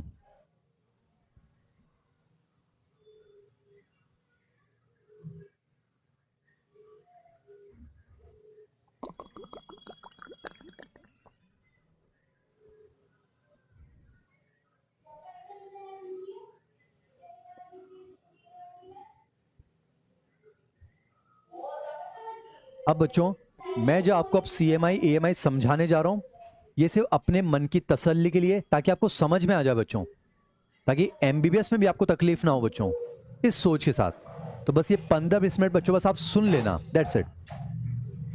ये मेरी खुशी के लिए, ताकि आपको बस समझ में आ जाए एक्चुअली में CMI AMI कैसे काम करती है, दैट्स इट। उसके लिए बस मैं आपको समझाना चाह रहा हूं बच्चों, बाकी आपके लिए इंपॉर्टेंट जो है। पर चलिए उससे पहले एक और छोटा सा टॉपिक है, वो भी समझिए बच्चों। एक और छोटा सा टॉपिक है बच्चों, वो भी सुनिए, इसको भी सुनिए बच्चों। मैं आपको थोड़ा सा MSc भी समझाता हूं बच्चों, मैं टॉपिक समझाना चाह रहा हूं, इसलिए पढ़ाना अलग बात है, समझाना अलग बात है। ध्यान सुनिएगा, सुनिए। मैंने आपको एंटीजन बताया बच्चों, ठीक है। मैंने आपको जो T लिम्फोसाइट B लिम्फोसाइट के बारे में सब कुछ बता दिया, कहां बनते हैं, कहां मैच्योर होते हैं। अब इनकी लड़ाई करें उससे पहले कुछ एडिशनल चीज समझा रहा हूं, इसको ध्यान सुना बच्चों ना, लेक्चर बढ़िया आज का ना। मैं आपको एक छोटा सा टॉपिक समझा रहा हूं बच्चों, वो है मेजर हिस्टोकॉम्पैटिबिलिटी कॉम्प्लेक्स। इसको भी सुनिए बच्चों, टॉपिक है बच्चों मेजर हिस्टोकॉम्पैटिबिलिटी कॉम्प्लेक्स। इसको MSc एंटीजन भी कहते हैं। क्या कहते हैं बच्चों इसको? MSc एंटीजन कहा जाता है, MSc एंटीजन। और बेटा एक चीज समझिए, MSc एंटीजन एक्चुअल में क्या होते हैं? ये ग्लाइकोप्रोटीन्स होते हैं बच्चों, ये होते हैं ग्लाइकोप्रोटीन। सबसे इंपॉर्टेंट बात है, ये सेल्फ एंटीजन है। जैसे बेटा RBC के ऊपर, ये 5 मिनट ध्यान सुनिए, आपको समझ में आएगा बच्चों ना। जैसे RBC के ऊपर बच्चों ब्लड ग्रुप के एंटीजन्स होते हैं ना, जैसे कि मान लेते हैं मेरा ब्लड ग्रुप A है, तो मेरे सभी RBC पर A एंटीजन होगा। अगर मान लेते हैं आपका ब्लड ग्रुप B है, तो आपके सभी RBC पर B एंटीजन होगा। थोड़ा सा आइडिया बच्चों, अच्छी लेवल पर पढ़ने की कोशिश करें। तो हमारे RBC पर जो एंटीजन है वो तो हमारे खुद के ना बच्चों, वो सेल्फ एंटीजन है। तो जिस तरह से फॉरेन एंटीजन बता चुका हूं आतंकवादी, अब थोड़ा सा सेल्फ एंटीजन समझते हैं बच्चों। तो जिस तरह से हमारे RBC पर ब्लड ग्रुप वाले एंटीजन सेल्फ एंटीजन है, तो RBC पर आपने सेल्फ एंटीजन रखे, तो बॉडी के बाकी सेल भी तो कहेंगे ना हमें भी तो सेल्फ एंटीजन दो। तो जिस तरह से RBC पर ब्लड ग्रुप के एंटीजन है, उसी तरह से बेटा बस RBC को छोड़कर बॉडी के बाकी जितने भी सेल है उन पर जो सेल्फ एंटीजन है वो MSc एंटीजन है। ये मतलब बच्चों, यानी ब्लड ग्रुप के जो एंटीजन है वो अपने हैं सेल्फ एंटीजन। तो RBC पर बेटा सेल्फ एंटीजन है ना, तो RBC के अलावा बाकी सेल पर भी तो होनी चाहिए ना। हमारे और भी तो सेल हैं, लीवर के सेल हैं, किडनी के सेल हैं। तो हमारी बॉडी के बाकी जितने भी सेल हैं RBC को छोड़कर उन पर जो सेल्फ एंटीजन है वो है बच्चों MSc एंटीजन। तो ध्यान रखना, MSc एंटीजन क्या है? ये सेल्फ एंटीजन होते हैं, ये याद होना चाहिए। अब बेटा समझिए, मैंने लिखा है सिर्फ RBC को छोड़ दीजिए, बस RBC को छोड़ दीजिए। हमारी बॉडी के बाकी जितने भी सेल हैं उनकी मेम्ब्रेन पर 1000 से लाख की मात्रा में MSc एंटीजन होते हैं। यानी MSc एंटीजन क्या है बच्चों? Self antigen. और इनको सबसे पहले ह्यूमन के ल्यूकोसाइट्स पर देखा गया था बच्चों, इसीलिए इनको जो है ह्यूमन ल्यूकोसाइट एंटीजन यानी कि HLE भी कहते हैं। इंपॉर्टेंट चीज है, MSc एंटीजन क्या है बच्चों? Self antigen. अब इनका फंक्शन मैं आपको समझाता हूं बच्चों, ध्यान सुनिएगा। MSc एंटीजन क्या है? पहली बात तो सेल्फ एंटीजन। बेटा जैसे मेरे RBC पर ब्लड ग्रुप का एंटीजन है वो सेल्फ है ना, तो RBC को छोड़ दो, तो बाकी सभी सेल पर मेरे जो एंटीजन है वो MSc एंटीजन है। अब MSc एंटीजन का ही फंक्शन होता है बेटा, पहले तो एक चीज समझिए, सेल्फ और नॉन सेल्फ में डिफरेंस करना। मैं समझाने की कोशिश कर रहा हूं बच्चों, सेल्फ और नॉन सेल्फ में डिफरेंशिएट करना, ये इन्नेट इम्यूनिटी की प्रॉपर्टी है या एक्वायर्ड? एक्वायर्ड की। एक्वायर्ड में बच्चों CMI या AMI की? CMI की। और CMI मतलब T सेल। तो बेटा समझिए, सिर्फ T सेल्स को ये सिखाया जाता है कौन अपना है कौन परा है। बेटा ये भी उनके मैच्योरेशन का पार्ट है, ट्रेनिंग का पार्ट है। यानी B सेल को नहीं सिखाते हैं, सिर्फ T सेल को सिखाते हैं कि कौन अपना है कौन परा है। और कैसे सिखाते हैं? MSc की मदद से। जैसे मैं आपको समझाता हूं बच्चों, मान लेते हैं घर में एक बच्चा पैदा हुआ, घर में एक बच्चा पैदा हुआ, अब आप उसको ये सिखाना चाहते हो कि कौन उसका अपना है कौन उसका परा है। तो सबसे बेस्ट ना बच्चों, उसको अपने दिखा दो ना। पराये कैसे दिखाओगे? पराये तो बहुत सारे हो सकते हैं, कहीं भी हो सकते हैं। तो सबसे बेस्ट ना उस बच्चे को अपने दिखा दो ना। जैसे उस बच्चे को बोल दो कि बेटा ध्यान से देखो ये पापा हैं, बेटा शक्ल याद कर लो, ये आपके पापा हैं, ये आपके अपने हैं। बेटा ध्यान से देख लो ये मम्मी है, ये आपकी अपनी है। ध्यान से देख लो बेटा ये आपके भाई बहन है, ये आपके अपने। ध्यान से देख लो बेटा ये आपके रिलेटिव है, ये आपने जो भी है। आपने उसको अपने दिखा दिए ना, और लास्ट में बस एक लाइन कह दो कि बेटा इनके अलावा कोई और अगर दिख जाए तो वो पराया है, उसको उड़ा देना। तो आपने कहा अपने दिखाकर आपने उसको सिखाया ना, अपने पराये में डिफरेंशिएट करना। तो समझिए, जो हमारे टी सेल्स हैं बच्चों, चाहे टी हेल्पर हो चाहे टी किलर हो, जो टी सेल्स हैं हम उनको सिखाते हैं कौन अपना है कौन पराया है। तो क्या दिखाकर? MSc दिखाकर, दैट्स इट। यानी समझिए बच्चों, जैसे मेरे टी सेल्स हैं, मैं बार बार टी सेल बोल रहा हूं, यानी सीएमआई, बी सेल के पास ये प्रॉपर्टी नहीं होती बच्चों। तो अगर आप मेरे टी सेल को सेल्फ और नॉन सेल्फ में डिफरेंस करना सिखाना चाहते हो तो क्या दिखा दो, एमएससी दिखा दूंगा ना।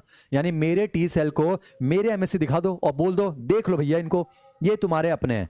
इसके अलावा किसी और के एमएससी आ जाए, इसका मतलब वो पराये हैं, उनको बम से उड़ा देना, दैट्स इट। तो मैं आपको समझा रहा हूं बच्चों कि टी सेल्स को सेल्फ और नॉन सेल्फ में डिफरेंशिएट करना किसकी मदद से सिखाया जाता है, दैट इज बच्चों एमएससी दिखाकर।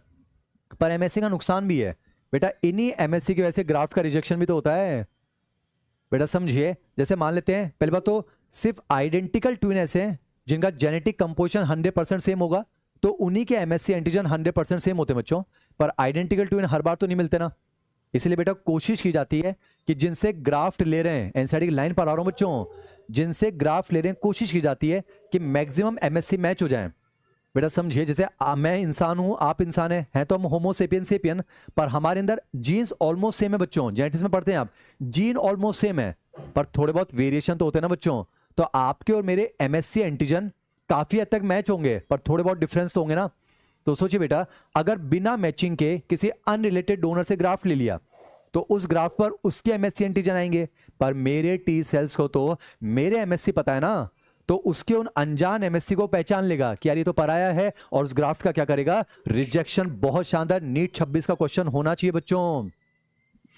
तो मैंने आपको ये लाइन समझा दी है, यानी एमएससी एंटीजन ही दिखाकर हम टी सेल्स को सिखाते हैं कौन अपना है कौन पराया है। तो यहां ये जो लाइन लिखी है मेडिकल कॉलेज की बुक्स की है, कोई चीज कहते हैं कॉन्फिडेंस से कहते हैं सेलेक्ट हो जाइए, मेडिकल कॉलेज में लाइन मिलेगी बच्चों। मैंने लिखा है ऑल्दो, हालांकि MSC antigens are the reason that a tissue may be rejected when transplanted from one person to another।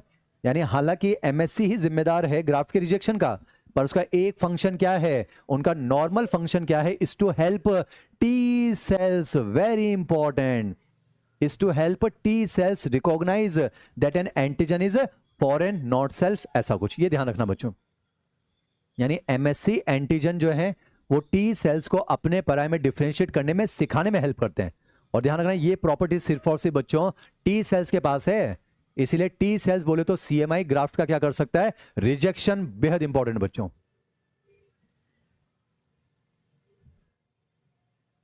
अब ध्यान सुनिएगा, कुछ बातें सुन रहा हूं बताओ ताकि समझ में आ जाए। ये जो एमएससी एंटीजन होते हैं बेटा, बस सुन लीजिए, एमएससी एंटीजन दो टाइप के होते हैं, दो क्लास को बिलोंग करते हैं, MSC1 MSC2। पहली बात तो आरबीसी पर कोई से भी नहीं बच्चों, आरबीसी पर ब्लड ग्रुप वाले हैं ना बच्चों, तो आरबीसी को आपने अलग से एंटीजन दे दिए, तो बॉडी के बाकी सेल को हमने दो दिए। अब सुनना, MSC1 की बात करूं, आरबीसी को छोड़कर बॉडी के बाकी सभी सेल पर हैं, पर जो MSC2 होते हैं ना बच्चों, ये सिर्फ और सिर्फ एंटीजन प्रेजेंटिंग सेल पर होते हैं। ये क्या होता है अभी समझाऊंगा बच्चों। MSC2 सिर्फ और सिर्फ एंटीजन प्रेजेंटिंग सेल पर होते हैं, जैसे कि मैक्रोफेज है, बी सेल है, ऐसा कुछ। ये अभी टॉपिक समझाऊंगा उसमें काम आएगा बच्चों ना, ऐसा कुछ। अब यहां पर बच्चों मैंने एक छोटा सा टॉपिक लिखा है, इसको भी आप देख लीजिए ताकि मॉड्यूल पूरा कवर हो जाए। मैंने लिखा है बेटा ऑर्गन ट्रांसप्लांटेशन, अंग प्रत्यारोपण। बेटा ऑर्गन ले रहे हैं किसी से, ऑर्गन ट्रांसप्लांटेशन, कोई टिश्यू ले रहे हैं तो वो जो है टिश्यू ग्राफ्टिंग है। तो बेटा समझिए, ऑर्गन ट्रांसप्लांटेशन से पहले हमें कुछ चीजें करनी होती है, जैसे कि हमें जो है बच्चों ब्लड ग्रुपिंग मैचिंग करना होता है, हमें MSC मैचिंग, पर हाँ गलती मत करना, ऑर्गन ट्रांसप्लांटेशन को टिश्यू ग्राफ्टिंग कहते हैं, MSC मैचिंग को टिश्यू टाइपिंग कहते हैं। तो शब्दों में मत फंसना बच्चों, यानी टिश्यू ग्राफ्टिंग से पहले टिश्यू टाइपिंग करते हैं। और समझिए आपको जो है ब्लड ग्रुप मैच करना पड़ रहा है, क्योंकि आरबीसी पर MSC एंटीजन नहीं है ना। अगर आरबीसी पर भी MSC होते हैं तो सिर्फ MSC मैच करके काम चल जाता। तो बॉडी के सभी सेल के लिए MSC मैच करो, और ब्लड ग्रुप के लिए आरबीसी के अंदर ब्लड ग्रुप वाली मैचिंग करो। और समझिए बच्चों, कई बार जो है आप अगर किसी ऑर्गन को ले भी रहे हो या ग्राफ्ट ले भी रहे हो, तो हो सकता है इम्यून सिस्टम बाद में उसको रिजेक्ट कर दे, तो इसलिए बेटा कोशिश की जाती है कि इम्यूनो सप्रेसिव ड्रग्स भी लिए जाते हैं। एनसीईआरटी कहती है थ्रू आउट लाइफ लिए जा सकते हैं बच्चों, ताकि ग्राफ्ट का रिजेक्शन ना होना, तो इम्यूनो सप्रेसिव ड्रग्स का इस्तेमाल भी होता है, जैसे आपको पता है कॉर्टिसोल। और वेरी इंपॉर्टेंट बच्चों, साइक्लोस्पोरिन ए, नीट का क्वेश्चन है बच्चों, नीट में पूछा जा चुका है। साइक्लोस्पोरिन ए जो है, या बायोलॉजी इन ह्यूमन वेलफेयर में पढ़ेंगे बच्चों, साइक्लोस्पोरिन ए जो है एक इम्यूनो सप्रेसिव ड्रग है। पूछा गया था ये जिस फंगस से मिलता है उसका नाम क्या है, तो नाम पूछा था बच्चों ट्राइकोडर्मा पॉलिस्पोरम, ये याद होना चाहिए। यानी ऑर्गन ट्रांसप्लांटेशन से पहले बेटा कुछ चीजें जो हैं वो चेक करनी होती है, दैट्स इट। अब मैंने यहाँ पर बच्चों एक छोटा सा हेडिंग और लिखा है, types of tissue grafting. 2 minute का टॉपिक है, इसको भी देख लीजिए। एक होता है बेटा टिश्यू ग्राफ्टिंग, 4 टाइप का है, ऑटोग्राफ्ट, आइसोग्राफ्ट, होमोग्राफ्ट और हेट्रोग्राफ्ट। अगर सेम इंडिविजुअल खुद का ही कोई ग्राफ्ट यूज कर रहा है उसे कह देंगे ऑटोग्राफ्ट। ऑटो मतलब सेल्फ। जैसे बेस्ट एग्जांपल होते हैं बच्चों स्किन ग्राफ्ट। जैसे मान लेते बच्चों किसी की चमड़ी जल जाती है तो उसकी थाई रीजन से उसी की चमड़ी को लेकर वहां पर जो है ग्राफ्ट किया जाता है। तो यहां पर तो रिजेक्शन होगा नहीं ना बच्चों, सर्जरी की वजह से हो जाए वो एक अलग चीज है, पर यहां मैचिंग नहीं करनी ना बच्चों। यानी खुद का ही कोई पार्ट एज ए आप ग्राफ्ट यूज कर रहे हो तो वो है बच्चों ऑटोग्राफ्ट। आइसोग्राफ्ट का मतलब क्या है बच्चों कि आइडेंटिकल ट्विन होना चाहिए, और यहां पर भी रिजेक्शन नहीं होगा बच्चों। आइडेंटिकल ट्विन का मतलब जो है बेटा, आइडेंटिकल ट्विन का मतलब है जेनेटिक कंपोजिशन 100% सेम, जुड़वा। सगा नहीं बोल रहा हूं बच्चों, सगा नहीं बोल रहा हूं। हर जुड़वा सगा होता है, पर हर सगा जुड़वा हो ये जरूरी नहीं है, गलती ना हो जाए बच्चों। अरे हर जुड़वा भाई सगा भाई है, पर हर सगा भाई जुड़वा भाई जरूरी नहीं है, तो गलती मत करना बच्चों। आइसोग्राफ्ट का मतलब है आइडेंटिकल ट्विन से ले रहे हैं, ये क्लियर है। होमोग्राफ्ट का मतलब बच्चों कि सेम स्पीशीज के किसी भी मेंबर से ले लो पर जेनेटिक कंपोजिशन 100% सेम नहीं है, मतलब another individual but of the same species. जैसे बच्चों इसके अंदर जो है पेरेंट से ले सकते हैं, सिबलिंग से, भाई बहन से ले सकते हैं, रिलेटिव से। और हेट्रोग्राफ्ट का मतलब बच्चों अलग स्पीशीज से ले लो, जैसे कि बेटा पिग का इस्तेमाल बहुत ज्यादा होता है, सुअर का, जैसे हार्ट ट्रांसप्लांटेशन। बेटा ये जो है जेनेटिक्स बायोटेक में इंक्लूड होता है। पिग और हमारे अंदर बहुत कॉम्पेटिबिलिटी है, तो बेटा पिग जो है वो अलग स्पीशीज है, उससे आप ले रहे हो तो वो क्या हो जाएगा बच्चों, हेट्रोग्राफ्ट। यहां पर अगर बच्चों मैं ग्राफ्ट के सक्सेसफुल की सीक्वेंस पूछूं, सबसे ज्यादा सक्सेसफुल ऑटोग्राफ्ट है, उसके बाद आइसोग्राफ्ट है, फिर होमो है, फिर हेट्रो है। इसी चीज को हमने ऐसे भी लिखा है बच्चों, मॉड्यूल के अंदर आपको मिल जाएगा। यानी कि सेल्फ लोगे तो सबसे ज्यादा सक्सेसफुल, फिर उसके बाद आइडेंटिकल ट्विन है, फिर भाई बहन है, फिर पेरेंट्स है, और फिर कोई अनरिलेटेड डोनर है। तो अभी बच्चों मैंने आपको जो है आतंकवादी के बारे में बता चुका हूं, एंटीजन। बच्चे लिख रहे हैं कि सर पानी पी लीजिए, तो पी लेता हूं बच्चों। फिर मैंने आपको टी सेल्स, बी सेल्स के बारे में बताया। फिर मैंने आपको यह बताया बच्चों सिर्फ टी सेल्स को एमएससी दिखाकर अपने पराये में डिफरेंस करना सिखाते हैं।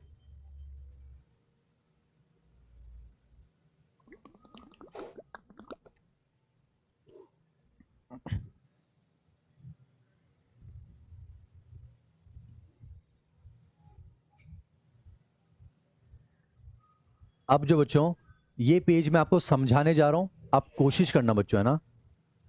फर्स्ट ईयर एमबीबीएस में आपको समझाने को कोई नहीं समझाएगा बच्चों, और वहां से आपसे एग्जाम में पूछा जाएगा, आप ये बनाकर आ जाएंगे, आपको फुल मार्क्स मिल जाएंगे बच्चों, इतना कॉन्फिडेंस है। वैसे आपके लिए इंपॉर्टेंट क्या है बच्चों, एंटीबॉडी, जहां से नीट 2025 का क्वेश्चन निकला है। बस ये 10-15 मिनट का टॉपिक मैं अपने सुकून के लिए पढ़ा रहा हूं बच्चों, बस आप सुन लेना, समझ लेना, फिर दोबारा रिवाइज नहीं भी करोगे चल जाएगा बच्चों ना, दैट्स इट। ये बस मैं अपने सुकून के लिए समझा रहा हूं बच्चों, आपको नहीं पढ़ना है, पहले बोल रहा हूं, मैं आपको बता रहा हूं आपको नहीं पढ़ना है बच्चों कि ग्रेनुलाइसिन क्या है, लिम्फोटॉक्सिन क्या है, गामा इंटरफेरोन क्या है, नहीं पढ़ना बच्चों ना, ठीक है।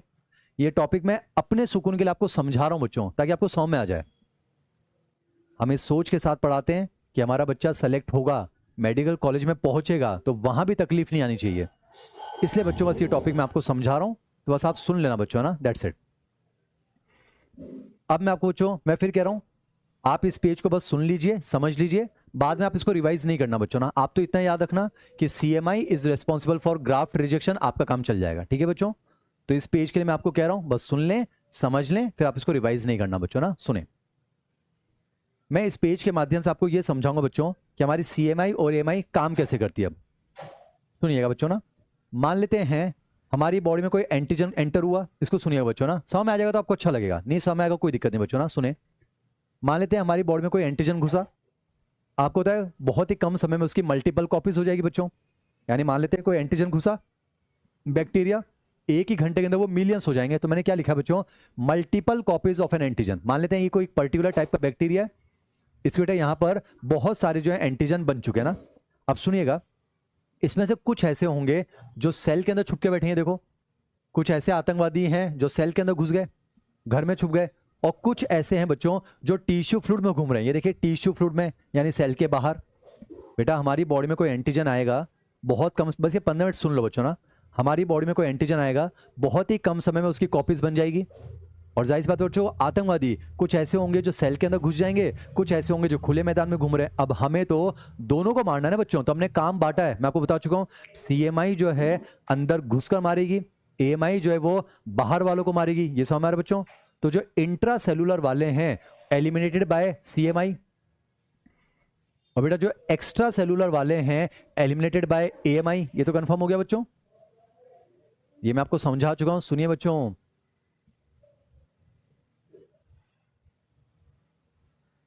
बेटा हमारी बॉडी में कोई एंटीजन आएगा, बहुत कम समय में उसकी मल्टीपल कॉपीज हो जाएगी ना। तो कुछ आतंकवादी ऐसे हैं जो सेल के अंदर घुस गए, कुछ ऐसे हैं जो टिश्यू फ्लूइड में। अब जो सेल में घुस गए उसको CMI मारेगी यानी T सेल्स, और जो बाहर घूम रहे हैं उसे AMI मारेगी यानी कि B सेल। अब कैसे ये मैकेनिज्म होता है वो मैं आपके सामने पेश कर रहा हूं, ध्यान सुनिएगा। मान लेते बेटा ये एक्स्ट्रा सेलुलर एंटीजन है, और याद कीजिए एंटीजन बोले तो प्रोटीन्स, यूजुअली प्रोटीन। और याद कीजिए एक्स्ट्रा सेलुलर वाले के साथ B सेल जुड़ेगा बच्चों।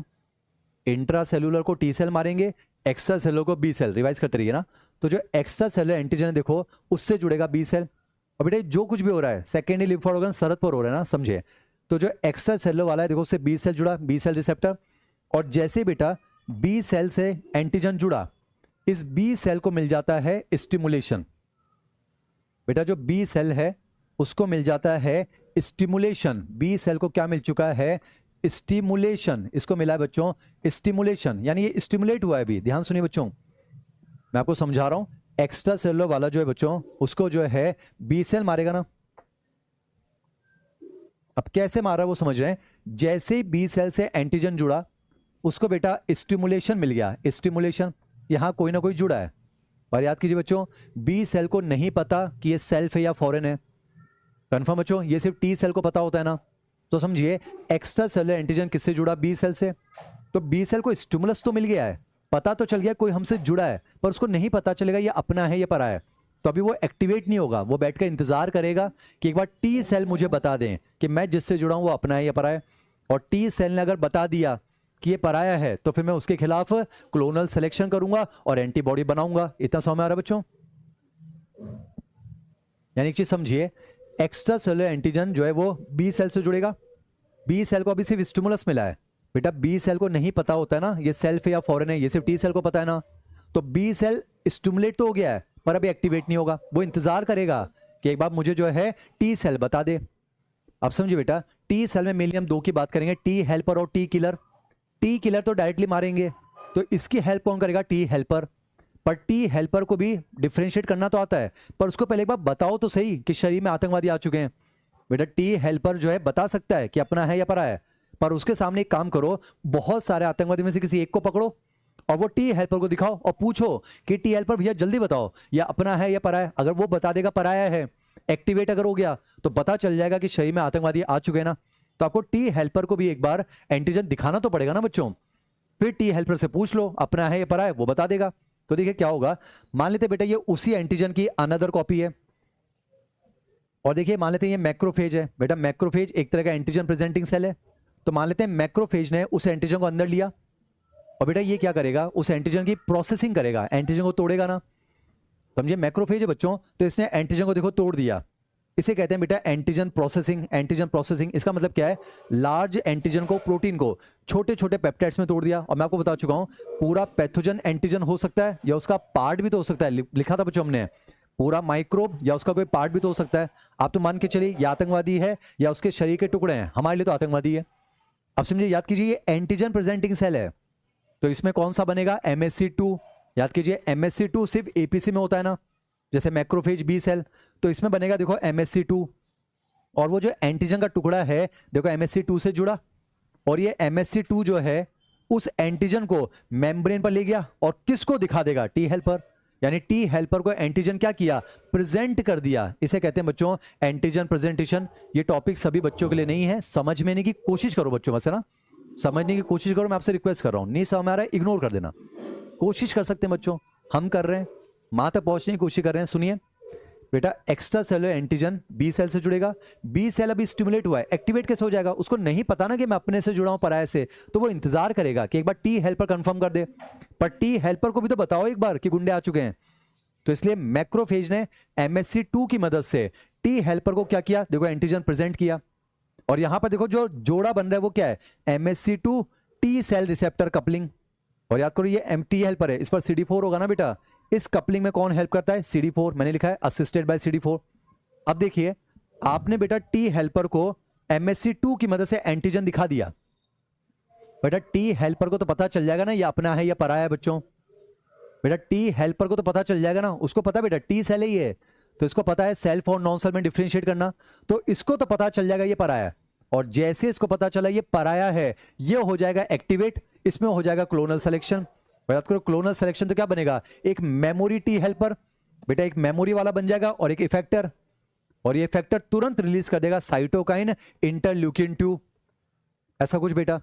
पहली बात तो अगर ये इंटरल्यूकिन 2 निकला है इसका मतलब इफेक्टर टी हेल्पर बना है, इफेक्टर टी हेल्पर बना है मतलब क्लोनल सिलेक्शन हुआ है, क्लोनल सिलेक्शन हुआ है मतलब टी हेल्पर एक्टिवेट हुआ है, टी हेल्पर एक्टिवेट हुआ है मतलब उसको MHC2 की मदद से एंटीजन दिखा है, पर वो एंटीजन कौन सा दिखा है, पराया। तभी बेटा अगर इसको सेल्फ एंटीजन दिखा देते तो एक्टिवेट ही नहीं होता, और एक बार इसने अगर इंटरल्यूकिन 2 निकाल दिया देखो, तो ये इंटरल्यूकिन 2 बी सेल को एक और स्टिमुलस दे देगा, तो इसको कहा जाता है को स्टिमुलेशन।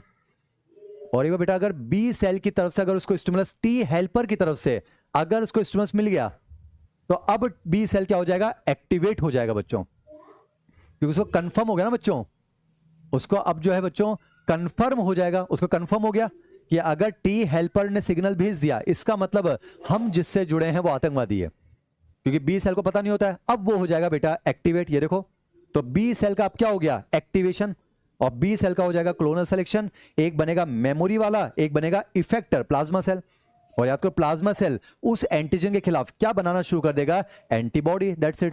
तो यहां क्या बनी, antibodies specific for that antigen, और ये एंटीबॉडी क्या करेंगे बच्चों, उस एंटीजन से, देखो जो एंटीजन बाहर है ये जो एंटीबॉडी है बच्चों उन सभी एंटीजन से जुड़ेंगी, दैट्स इट। अब एंटीबॉडी अभी सिर्फ जुड़ी है, पर एंटीबॉडी मारेगी कैसे वो बाद में समझाऊंगा, अभी सिर्फ जुड़ी है ना बच्चों। और देखिए एंटीबॉडी लड़ेगी तो ये है AMI, और टिश्यू फ्लूइड में लड़ रही है ह्यूमर में, इसलिए है ह्यूमर इम्यूनिटी। उम्मीद करता हूं समझ में आ रहा है। तो यहां से एक चीज समझ में आनी चाहिए बच्चों, बिना टी हेल्पर के बी लिम्फोसाइट का क्लोनल सिलेक्शन होता ही नहीं है।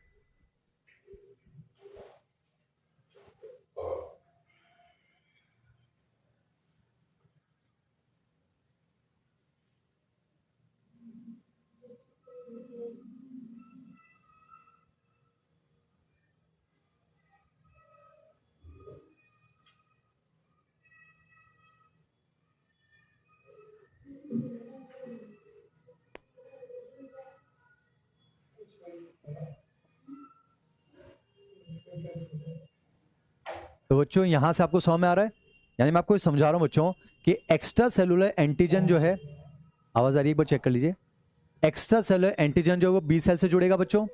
याद कीजिए इंट्रा वालों को CMI मारेगी, एक्स्ट्रा वालों को AMI मारेगी ना, तो जो एक्स्ट्रा सेलुलर बी सेल से जुड़ेगा, बी सेल स्टिमुलेट तो हो जाएगा पर एक्टिवेट नहीं होगा, इंतजार करेगा टी हेल्पर एक बार हमको सिग्नल दे दे, पर टी हेल्पर को पहले आपको एंटीजन दिखाना पड़ेगा बच्चों। तो टी हेल्पर को MHC2 की मदद से दिखाया जाता है ऐसा कुछ, और टी हेल्पर तो पहचान लेगा ना बच्चों, टी हेल्पर पहचान लेगा कि यार ये तो पराया है, तो टी हेल्पर एक्टिवेट हो जाएगा, इंटरल्यूकिन 2 निकालेगा, बी सेल को मैसेज भेजेगा, बी सेल का एक्टिवेशन होगा, वो धड़ल्ले से मिसाइलें बनाएगा एंटीबॉडी, और एंटीबॉडी जो है बच्चों वो एंटीजन से जुड़ेंगी। अब ये एंटीबॉडी एंटीजन को मारेंगी कैसे वो अगली क्लास में बताऊंगा। तो यहां पर मैंने आपको AMI के बारे में बताया, अब बताता हूं बच्चों मैं आपको CMI के बारे में, ध्यान सुनेगा, CMI के बारे में समझिए। मान लेते बेटा ये बॉडी का कोई सेल है, इसके अंदर देखो पैथोजन छुपे हुए हैं, पैथोजन इसके अंदर बेटा ये इंट्रासेलुलर है, अब इनको जो मारना है। और समझिए बॉडी का कोई भी सेल हो बच्चों वो एंटीजन की प्रोसेसिंग कर सकता है, क्योंकि हर सेल के पास प्रोटीलाइटिक एंजाइम तो है। देखो इस सेल ने देखो एंटीजन को तोड़ दिया, और याद कीजिए बच्चों ये नॉर्मल एंटीजन प्रेजेंटिंग सेल नहीं है, नॉर्मल सेल है बच्चों। एक चीज समझिए, एंटीजन प्रेजेंटिंग सेल उसे कहा जाता है बच्चों जिसमें MHC1 MHC2 दोनों होते हैं, पर ये समझिए ना मैक्रोफेज है ना बी सेल है, तो इसके पास सिर्फ MHC1 होगा ना। तो देखिए इंट्रासेलुलर एंटीजन को तोड़ा गया और MHC1 से जोड़ा गया, और ये MHC1 उसको प्रेजेंट किसको कर रहा है, टी किलर को, और यहां पर CD8 की वजह से यहां पर कपलिंग हो जाएगी बच्चों। अब ध्यान सुनिएगा बच्चों, यहां पर आपने देखा टी किलर को आपने एंटीजन प्रेजेंट किया, टी किलर बेटा सेल्फ और नॉन सेल्फ में डिफरेंशिएट कर सकते हैं ना बच्चों। तो टी किलर को तो तुरंत पता चल जाएगा कि हमें जो एंटीजन दिखाया गया है वो पराया है। तो टी किलर का क्या हो गया, देखो एक्टिवेशन, बस इसको टी हेल्पर की जरूरत नहीं बच्चों, एक्टिवेशन हो गया ना। और जैसे इसका एक्टिवेशन हुआ, क्लोनल सिलेक्शन, एक मेमोरी वाला बनेगा और एक इफेक्टर। और इफेक्टर का मकसद क्या होगा, इन गुंडों को मारना है बच्चों। पर देखिए गुंडे पहले सेल में छुपे हुए हैं, याद करो नेचुरल किलर सेल वाला कंसेप्ट। पहले सेल को उड़ा दो, गुंडे बाहर आएंगे, फिर गुंडों को उड़ा दो, दैट्स इट। तो समझिए बेटा, एक बार इफेक्टर टी किलर बना तो देखो बहुत सारी चीजें निकालेगा। जैसे समझाता हूं, याद कीजिए, इसने परफोरिन प्रोटीन निकाला, इसने बेटा जो है ग्रेंजाइम्स निकाला, और इसने लिम्फोटॉक्सिन निकाले। समझे बच्चों, ये जो तीन चीजें हैं, ध्यान सुनिए बच्चों, परफोरिन प्रोटीन, ग्रेंजाइम्स और लिम्फोटॉक्सिन, ये वो चीजें हैं जो इस सेल को जो है डैमेज कर देंगे। याद कीजिए, परफोरिन प्रोटीन यहां पोर, पानी जाएगा सेल फूट जाएगा। ग्रेंजाइम्स जाएंगे, एन के सेल में समझाया था, प्रोटीन टूटेंगे सेल फूट जाएगा, या लिम्फोटॉक्सिन डाल के सेल को मार देगा। बेटा समझिए, परफोरिन प्रोटीन, ग्रेंजाइम्स और लिम्फोटॉक्सिन की वजह से ये सेल फूट जाएगा, और एक बार सेल फूट जाएगा तो समझिए पैथोजन बाहर आ जाएंगे। और जब वो बाहर आ गए, ये रिलीज करेगा ग्रेन्युलाइसिन, और वो ग्रेन्युलाइसिन क्या करेगा, पैथोजन की मेम्ब्रेन में पोर कर देगा बच्चों। और एक बार पैथोजन की मेम्ब्रेन में पोर, पानी घुसेगा, पैथोजन फूट जाएगा, दैट्स इट। तो फाइनली आतंकवादी खत्म। और यहां पर काम खत्म नहीं हुआ बच्चों, यहां काम खत्म नहीं हुआ है, यहां काम खत्म नहीं हुआ है। यहां पर बच्चों आतंकवादी की जो डेड बॉडी है उनको भी तो ठिकाने लगाना है, यानी उनका भक्षण करना है, फेगोसाइटोसिस। तो यही टी किलर रिलीज करते हैं गामा इंटरफेरोन बेटा। और गामा इंटरफेरोन क्या करेंगे, उस जगह पर मैक्रोफेजेस को, फेगोसाइट्स को अट्रैक्ट करेंगे, और वो उन सभी पैथोजेंस की डेड बॉडी का फेगोसाइटोसिस करेंगे। सफाया हो गया, दैट्स इट। रोहित लिख रहा है, आ तो गया सर इजी से समझ में, एमजे सर पढ़ा रहे हैं, आप समझने की कोशिश करेंगे तो समझ में आएगा।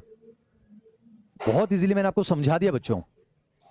यहां मैं आपको ये समझा रहा हूं कि सीएमआई एएमआई कैसे काम करती है, बताया था ना बच्चों। अंदर वालों को सीएमआई मारेगी, बाहर वालों को एएमआई मारेगी, दैट्स इट। ये समझाने की कोशिश की है। यहां से बेटा आपने एक चीज देखी, बी सेल जो है, कंक्लूजन सुन लो, बी सेल सेल्फ और नॉन सेल्फ में डिफरेंशिएट नहीं कर सकते, तो टी हेल्पर की तरफ से सिग्नल आता है तो वो एक्टिवेट होते हैं। पर टी किलर को आपने अगर एंटीजन दिखा दिया, वो डायरेक्टली एक्टिवेट हो जाते हैं, क्लोनल सिलेक्शन होता है और उन पैथोजेंस को मारना शुरू कर देते हैं। कंफर्म। पर एक चीज कंफर्म बच्चों, टी सेल्स में, टी हेल्पर हो चाहे टी किलर, वो जो है सेल्फ और नॉन सेल्फ में डिफरेंशिएट कर सकते हैं, पर दोनों को पहले एक बार एंटीजन दिखाना तो पड़ता है बच्चों, दोनों को एक बार एंटीजन दिखाना पड़ता है।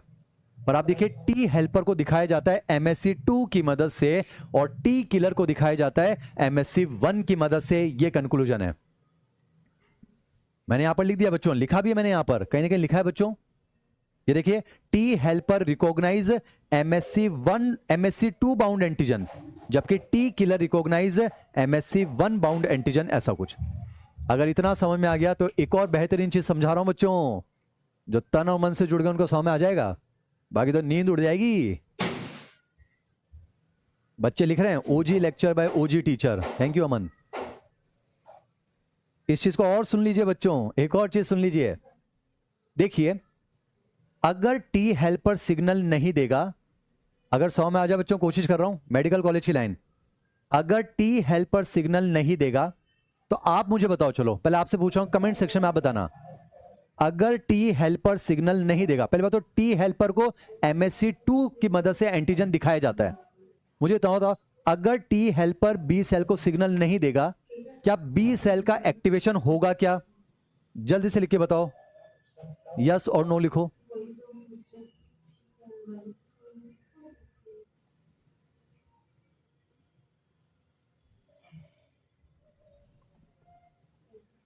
मोहम्मद अरशद दिख रहा है, सब कुछ भी तो हार्ड नहीं था, एमजे सर पढ़ाएंगे ना, और ध्यान से सुनोगे तो कुछ भी हार्ड नहीं है। मुझे इतना बता दो, अगर पहली बात तो टी हेल्पर को दिखाते हैं MSC2 की मदद से, मुझे इतना बता दो, टी हेल्पर अगर सिग्नल नहीं देगा, क्या बी सेल का एक्टिवेशन होगा क्या? सारे बच्चे लिख रहे हैं नहीं, बिल्कुल सही बात है। यानी आपकी AMI बच्चों टी हेल्पर पर डिपेंड कर रही है, ये तो समझ में आ रहा है। अब ध्यान से देखिए, चलो मुझे एक बात बताओ, अगर टी हेल्पर टी किलर को सिग्नल ना भी दे, क्या टी किलर का एक्टिवेशन हो जाएगा क्या? यस और नो। अब इसका आंसर लिखना है बच्चों। मुझे बताइए, अगर टी हेल्पर टी किलर को सिग्नल ना भी दे और आप टी किलर को एंटीजन दिखा दो MSC1 की मदद से, क्या बिना टी हेल्पर के उसका एक्टिवेशन हो जाता है क्या? जल्दी बताओ, जल्दी बताओ बच्चों।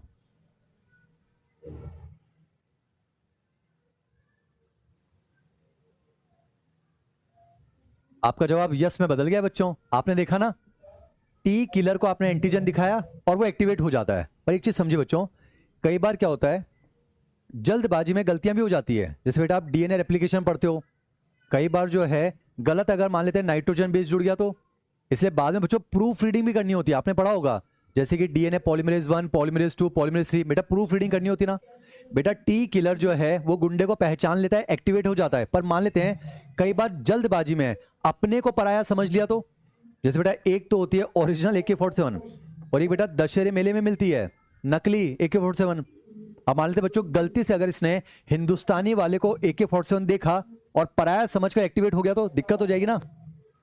तो इसलिए बेटा जब इसको एंटीजन दिखाते हैं ये एक्टिवेट होता है, पूरी तरह से एक्टिवेट नहीं होता है, इंतजार करता है एक बार टी हेल्पर भी सिग्नल दे दे। तो बेटा अगर टी हेल्पर ने देखो अगर सिग्नल दे दिया को स्टिमुलेशन, तो अब इसका एक्टिवेशन क्या होता है, मैक्सिमम हो जाता है। ये समझा रहा हूं। तो बेटा समझिए, बिना टी हेल्पर के बी सेल का एक्टिवेशन तो होगा ही नहीं। बेटा बिना टी हेल्पर के बी सेल का एक्टिवेशन तो होगा ही नहीं। बिना टी हेल्पर के टी किलर का एक्टिवेशन हो जाता है, पर अगर टी हेल्पर सिग्नल दे देगा तो टी किलर का मैक्सिमम एक्टिवेशन होगा। क्या होगा, मैक्सिमम एक्टिवेशन। तो बस एक लास्ट लाइन बोल रहा हूं, तुम्हें अगर समझ में आ जाए बच्चों तो हमें आएगी, मुझे अच्छा लगेगा। तो हमें आ जाए तो सुनो, मैंने लिखा है बच्चों यहां पर 9 last line, maximal activation. Important word maximal, medical college में थोड़ा समझा रहा कोई। मैंने यहां लाइन लिखी बच्चों, maximal activation of T killer requires antigen presentation by both MSC1 and MSC2। उम्मीद करता हूं 100 में आनी चाहिए। अगर MSC1 से प्रेजेंटेशन हुआ तो ये एक्टिवेट होंगे, पर अगर MSC2 से भी स्टिमुलस मिल गया तो ये मैक्सिमम एक्टिवेट होंगे। That's it. उम्मीद करता हूं 100 में आ रहा बच्चों। तो बेटा अगर MSC1 से अगर प्रेजेंटेशन हुआ तो एक्टिवेट होंगे, पर अगर इधर इनडायरेक्टली MSC2 से भी हो गया तो क्या होंगे, मैक्सिमम एक्टिवेशन। That's it. तो यहां पर बच्चों मैंने आपको CMI AMI समझाने की कोशिश की है। मुझे जल्दी से बताइए समझ में आया या नहीं आया। उसके बाद मैं आपसे कहूंगा इग्नोर कर देना इसको, बस 100 में तो आना चाहिए।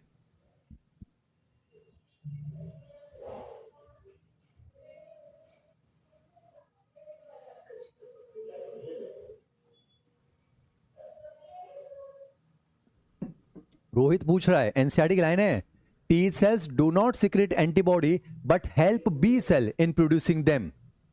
बिल्कुल सही बात है बेटा, एनसीईआरटी की लाइन है, टी सेल खुद एंटीबॉडी नहीं बनाते पर वो बी सेल को एंटीबॉडी बनाने में हेल्प करते हैं। और बेटा वो टी हेल्पर की बात हो रही है ना, तो घूम फिर कर समझा तो एनसीईआरटी को ही है।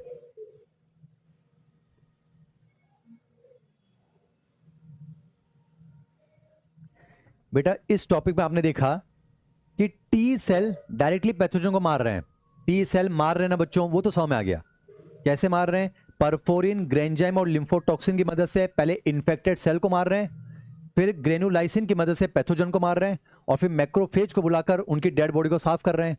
यानी CMI ने तो काम समाप्त कर दिया, पर यहां तो बच्चों आपने देखा अभी एंटीबॉडी सिर्फ एंटीजन से जुड़ी है। बेटा एंटीबॉडी एंटीजन से जुड़ी है, पर अब एंटीबॉडी क्या है, एंटीबॉडी कैसे अपना काम करती है, क्या एंटीबॉडी के टाइप्स हैं, वो हम पढ़ेंगे बच्चों हमारी अगली क्लास में। वो हमारी ये वाली स्लाइड है, ये आपके लिए इंपॉर्टेंट है। नीट 2025 का क्वेश्चन था ये, MG सर के नोट से निकल रहा है।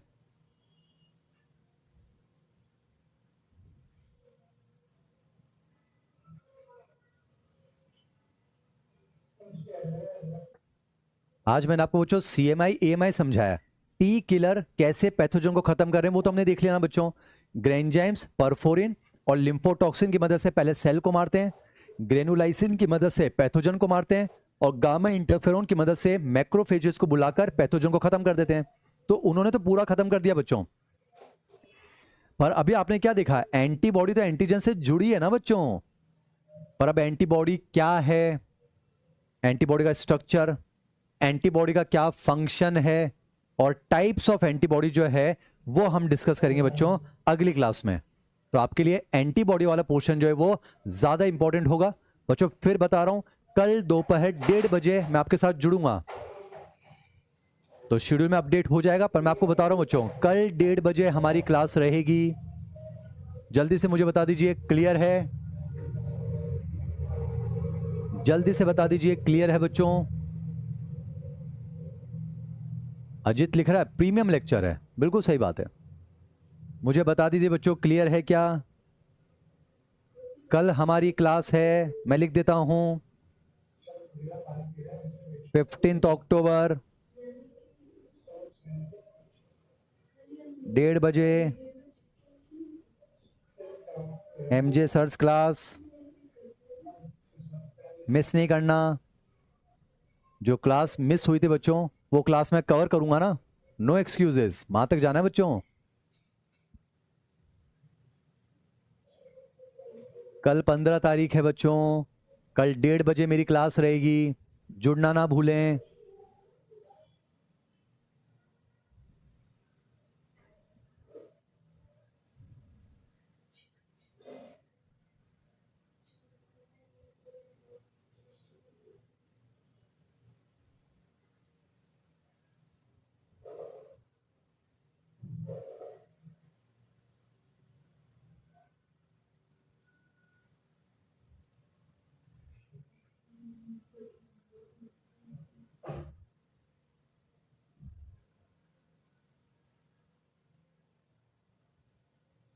चलिए बच्चों, आज की बेहतरीन क्लास को यहीं पर एंड करते हैं। कल जो है 1:30 बजे आपके साथ यहीं पर मुलाकात होगी, मेरे साथ जुड़िएगा, रिवाइज करके आइएगा। हम पढ़ेंगे बच्चों एंटीबॉडी के बारे में। Thank you so much.